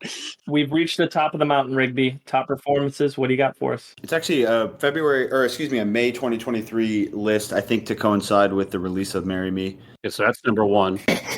It's from MovieWeb. I just like finding these new lists for every episode. But these are actually ranked, and they are movies and TV. How many? And it's 8 of them. TV. He's only got one, right? I don't know. We'll find out, won't we, Craig? No Loki. Loki's number 5. Oh. Picking the dog killer. Is the dog killer in there? Marley and me. Marley and Me is not. Wedding Crashers. Wedding Crashers is 8. Okay. 8. Zoolander, of course. Zoolander is number 2. Good list. Great list. Oh, Midnight in Paris. Number 3. Jim's favorite, Royal Tenenbaums. Number 6. We're missing an easy one. Bottle Rocket. 7. Armageddon. What about Cars? Oh, Cars, yeah. Cars is not on here. No. Okay. Interesting. Okay. We're missing number 1 here, guys. We're missing number 4, and number 1. Is it Grand Budapest Hotel? Nope. Armageddon. Is it a Wes Anderson film? Give us a hint. Number 4 is Life Aquatic? nope. Could it be French Dispatch? There you go. Oh boy. Number 4. We didn't talk about it. But what's number 1? What do we miss? Is it Meet the Parents? Evan? Number 1 Armageddon. is a movie that we mentioned, but we didn't discuss. And we briefly mentioned it. Oh. Wonder? Wonder Interesting. from 2012, He plays a lovely dad character in that movie. Yeah, he does a good job. across from Julia Roberts. That's a sweet movie. This site calls Owen Wilson's performance authentic and heartwarming, and it's hard to imagine anyone else playing the caring and supportive father. His moments of sharing wisdom with his kid are especially significant. This very endearing father-son moment brings forth nostalgic feelings about when we were children cared for and supported. So they had very good words to say about his performance in this movie. Bleeding Hearts. Movie's not that good. No, I was about to say, let's settle down. It didn't change. It didn't change fucking cinema. Let's relax over there, whoever it is. And kill a dog. Yeah, listen, Movie Web. that list conveniently left off Marmaduke, but that's fine. Whatever. Yeah. Okay. Wow. All right, so let's get into the Munson Meter. What we do, we rate every actor on a scale of 0 to 100 based on a variety of factors that could include longevity, project choice, pop culture impact, acting range, awards footprint, other talents, personal life, comedic chops, box office success, and anything else that matters to us as Munsons. And we will start this time with Rigby. I was kind of excited when we were talking about Owen Wilson because I love a lot of his movies he's in. Not so much because of him, but I just think the roles that he's selected have been kind of memorable, with like Zoolander, like Wedding Crashers. Even though I'm not the biggest fan, obviously, he's got the Wes Anderson thing going on, which a lot of people love him for those roles as well. Very recognizable name and face, though. We could make a whole episode on just his quotes from his movies, his wows, his whispering, like Jim said earlier. Just he's a very recognizable dude in Hollywood, and that's the name of the game for me. So he's going to get a pretty high score. He's going to get an 82 from me. Case. All right, I think name recognition, Rigby nailed that. Getting ready for this episode when people were like, who you guys covering? And I'd be Owen Wilson. They'd go, oh, I love this movie and that movie. As we were talking about his career, I was becoming less enthusiastic about where I had him ranked. This is one of the episodes where people went down versus normally I'm adding to scores. Range is an issue for him, both from what the roles he's been able to get and also from what audiences want from him. We talked about No Escape. It generally sounded like most of us enjoyed that, and that got a 48 and 62 from critics and fans. And I think a lot of that's just based on people who are going, I don't know if I buy Owen Wilson as a action star yet. despite the score I'm going to give him, he's actually one of my favorite actors, and I really do enjoy watching his movies. And there are very few performers that I will go watch a movie just because they're in it. And he is one of them. But based on kind of pulling all the numbers together and looking at things a little bit more critically, I'm going to give him a 77. I agree, Case. I don't think he has a ton of range. He's tried some things. I'll give him credit for trying some different things, especially in the latter part of his career. But he's excellent at what he does. And he even said in an interview that he's like, I think there's some parts I can play well, because the interviewer asked him if he thought he was a great actor. And he basically was like, I can do two or three things to a T. And outside of that, I'm probably just mediocre at best. And I appreciate that self-awareness from anybody, especially a performer. Yeah. I will give him credit though. He can carry projects. I think it's better when he's the second.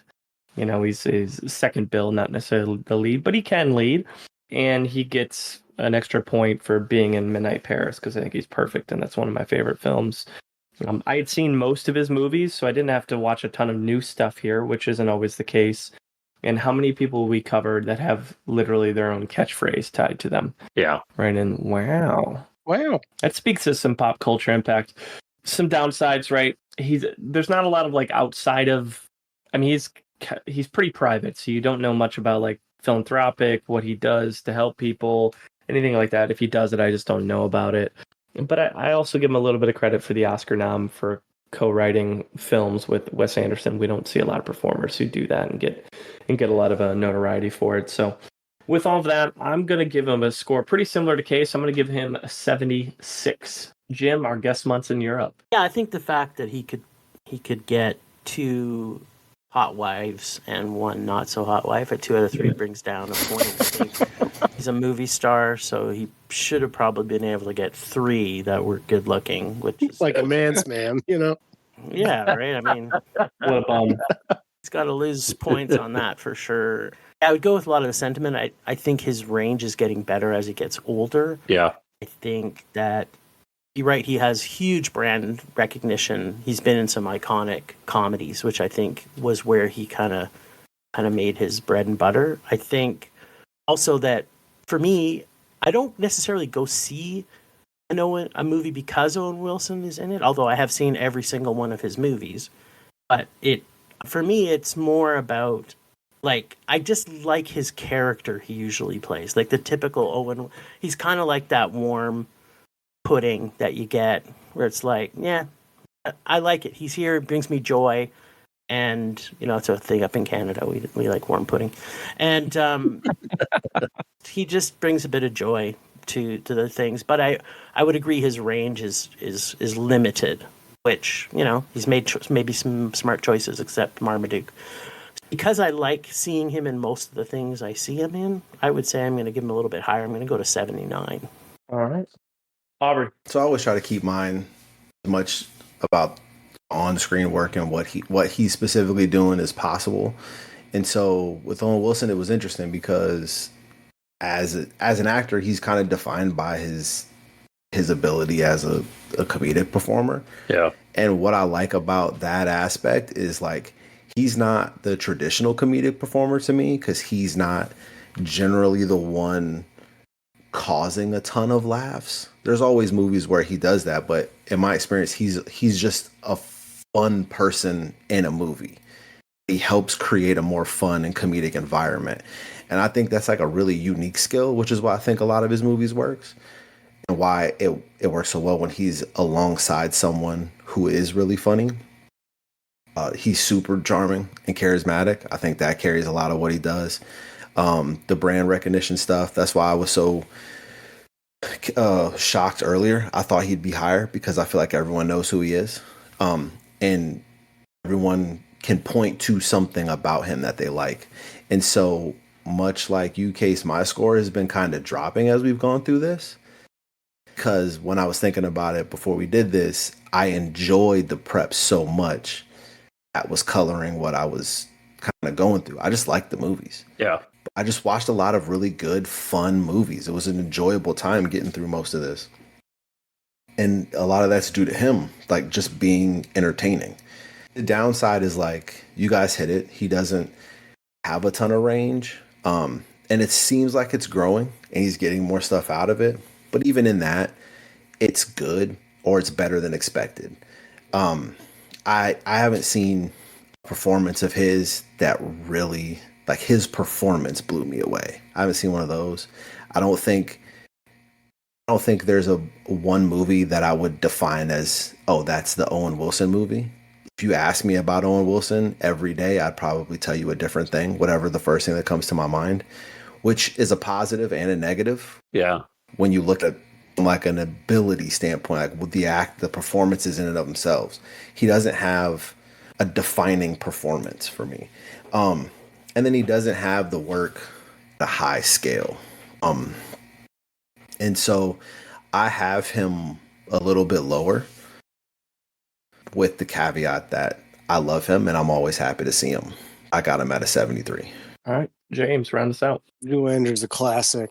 I'll forever love that movie. Wedding Crashers didn't age as poorly as I expected it to. I thought it was very enjoyable rewatching it. He has said wow in 52% of his movies. Broken down with how much money he's earned, that's $1,300 per wow, based on all the words he's ever said. I did not come up with that. That was Screen Rant, which was an article that Case sent to me. So $1,300 per wow, total 81 times. Laid back demeanor is iconic. He's, got the Southern charm and the quick wit. I think that I was genuinely shocked to find out that he's actually a very accomplished writer. Usually if someone is that natural playing kind of like a doofus, or actually that natural playing any role, I kind of assume they're very similar to that in real life. And I didn't realize that he's actually such an accomplished writer. So that part was impressive to me. So I bumped him up a little bit for that. And I ended up giving him a 75. We're all kind of peppering the strike zone on this one. All right. With that gives Owen Wilson a 77 on the dot, which puts him in 33rd place, sandwiched between Elliot Page and Rami Malek. Fair score. Seems fair. Rami got so many extra points for me for just random shit in his life. So it makes sense that I'd have him above Owen Wilson. Yeah, I like that. I like that spot for Wilson. Yeah. He's 2 spots above Angelica Houston, his many frequent co-star. Aubrey, what does he have coming? I would say probably the most popular is Loki Season 2, which comes out in October. There's a lot of anticipation around that, mainly because Marvel needs a win. They need a win. Their direction, like Loki, the first season kind of painted the direction of where it was supposed to go for the next several years. Yeah. That has been currently, I'll say, upended for now. And so season 2 has got to tell us something.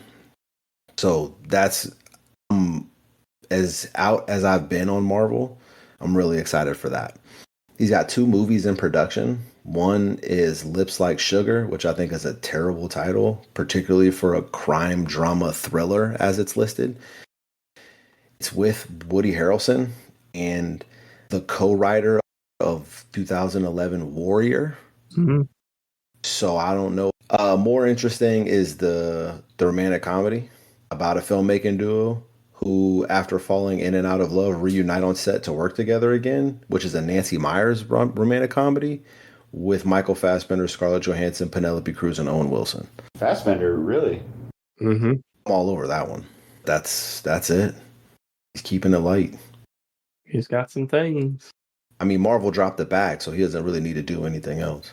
Yeah, I was about to say, he's making money there. He's got 3 kids to raise, He's a busy guy. He's got 3 baby mamas to balance, you know what I mean? There's a lot to do there. 2 good-looking ones, anyway. Wow. That's great. Next episode's going to hit October 5th. We are bringing back Chip Hessenflow of Too Much Scrolling, who is here for James Marsden, Andy McDowell, Matthew Broderick, and Emma Thompson. Big Chip. He's also the holder of the lowest score we've ever given. That's true. For Andy McDowell, just straight 30, I think it was 33. 30-something, yeah. Yeah, not good. So here are the 5 actors that we threw onto the wheel for episode 90, and they are Steve Carell, Richie Coster, Radha Mitchell, Taraji P. Henson, and Betty Gilpin.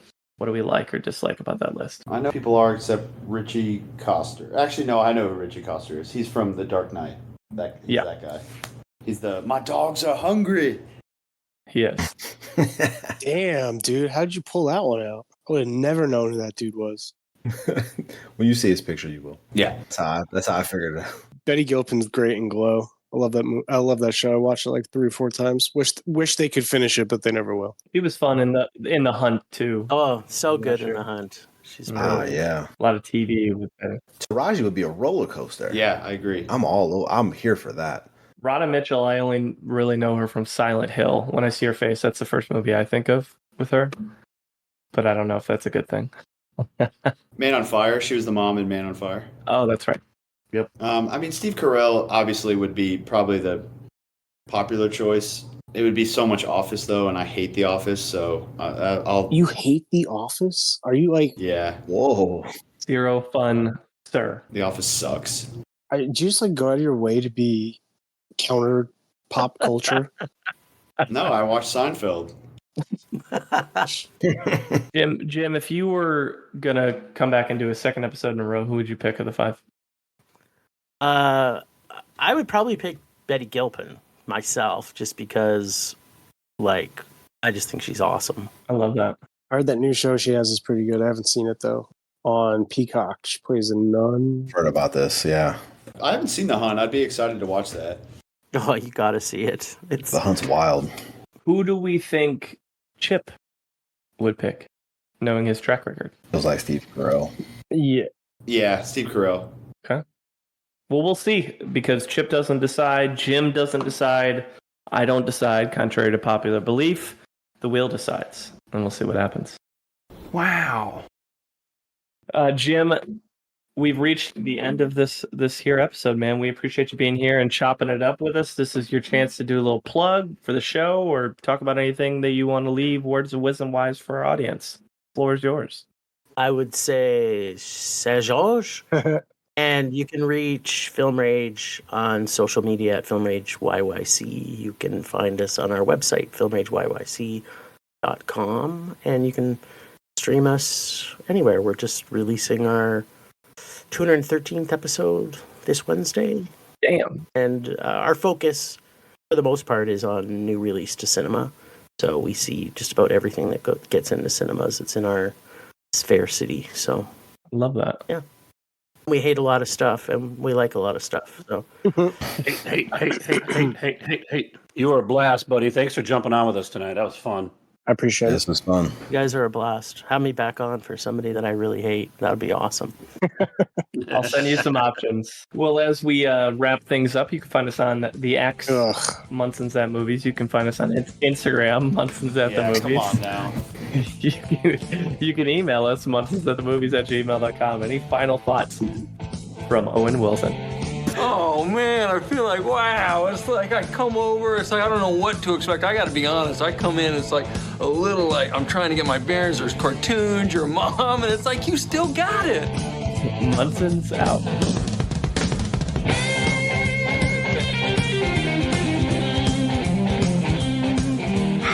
All right, let's go.